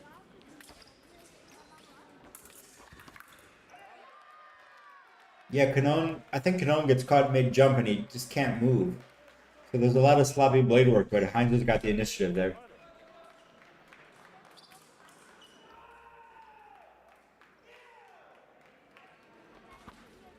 It's not really Heinzer's game though, so he's not gonna... That's what he's relying on to win. I don't think it's gonna work.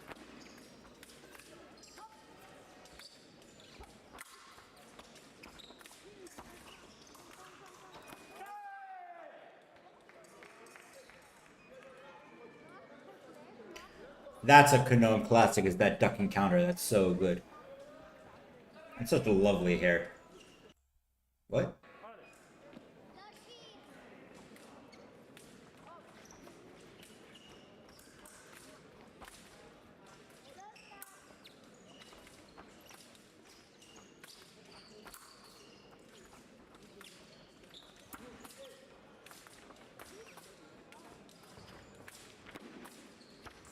Hands are looking for that parry, desperately looking to get anything.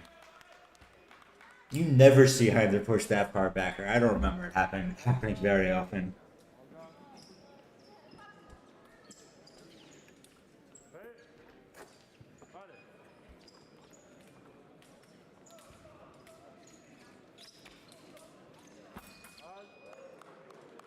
Poke at the hand again. Heinzer's just, I think Heinzer must be slower now. 3 years later. He's definitely getting older. Because that's the touch he wants Canon to go for. But he's not able, he just can't get the parry out in time anymore. Drawer pull.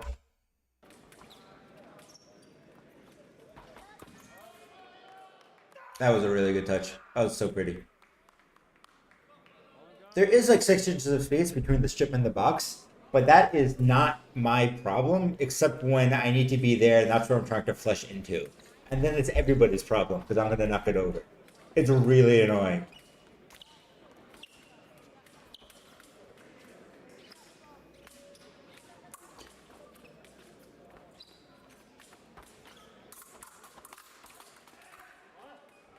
Wow. Okay. A lot of action and no nothing.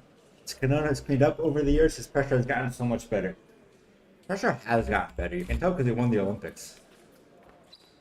Oh, is that 1, 2, 3, 4? Did he use the off arm? I don't think so. No. Oh, belt punch. Um, I feel like if you're gonna twist sideways and throw your belt, throw your mask down where his belt is, you shouldn't get the card for belt punch. Yeah.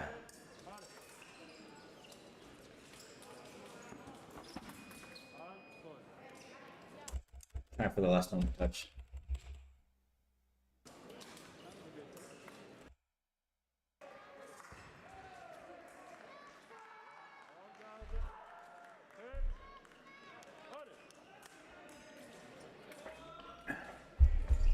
See, with Hanzo, you know who sponsors him. He's the Red Bull guy. And Red Bull gives him money. And I have no idea who sponsors Canon. Like, I know it's Liam Paul because he's wearing a Liam Paul mask, but it's not at all obvious.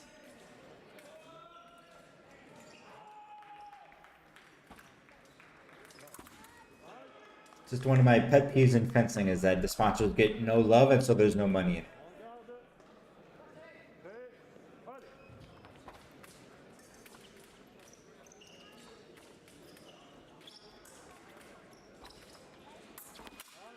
Oh, that was so good. That duck is just unbeatable. What are you supposed to do when you go high and this is not there anymore? And he's clearing out the low line. That was just reflex. That was pure instant jump counter.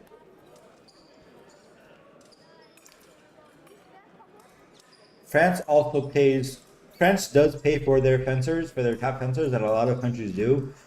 But Canon is also sponsored by Leon Paul. I used to follow their Instagram, and they post pictures of him. Back before I deleted Instagram because it's a cancer. It is a difference between 6 ships and 3 ships, but when you're the only lefty in the pool and they still make you fence on that side, it gets really annoying.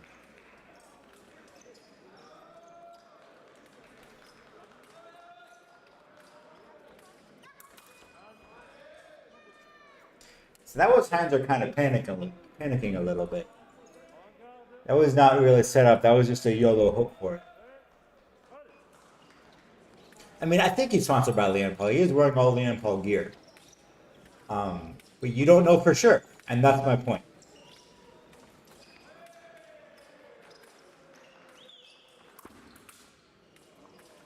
Wow. Wow. That's right. You take that. What was that? That was go low. Blades get tangled. Canone's just the first one to respond. In fighting touches, go to the first person to respond correctly, but at this level, it's basically the first person to respond. He hits while kind of still trying to clear his blade. Now they're close. Now they're right up in each other's faces. Hanzo finally manages to keep his blade clean.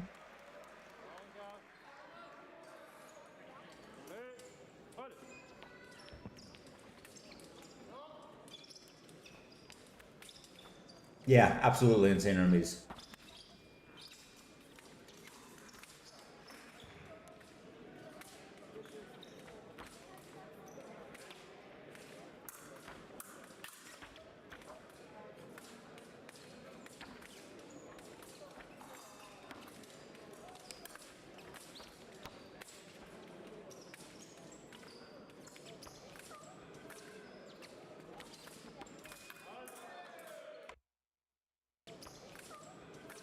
Just waiting for his opportunity. Hanser takes a parry, doesn't catch Kanon's blade, straight through.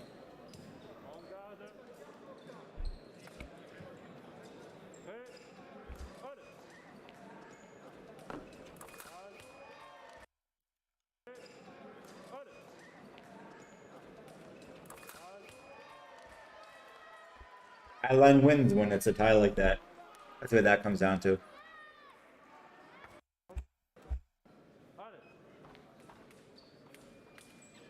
Theoretically, if anybody could do this, it's Heinzer. He can get points in bunches when he wants. But I don't think he's going to do it against Kanon. Yeah.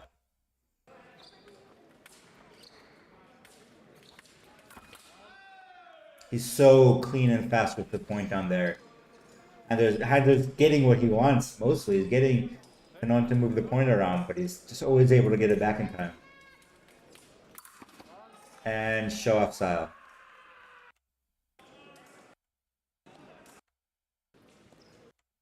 Well, that was fun. Thank you all for joining me. I will be going to Budapest to fence there myself, which I am incredibly excited about. And I'm hoping to do a live stream from there, maybe at one of the after I get knocked out, which will be very fast.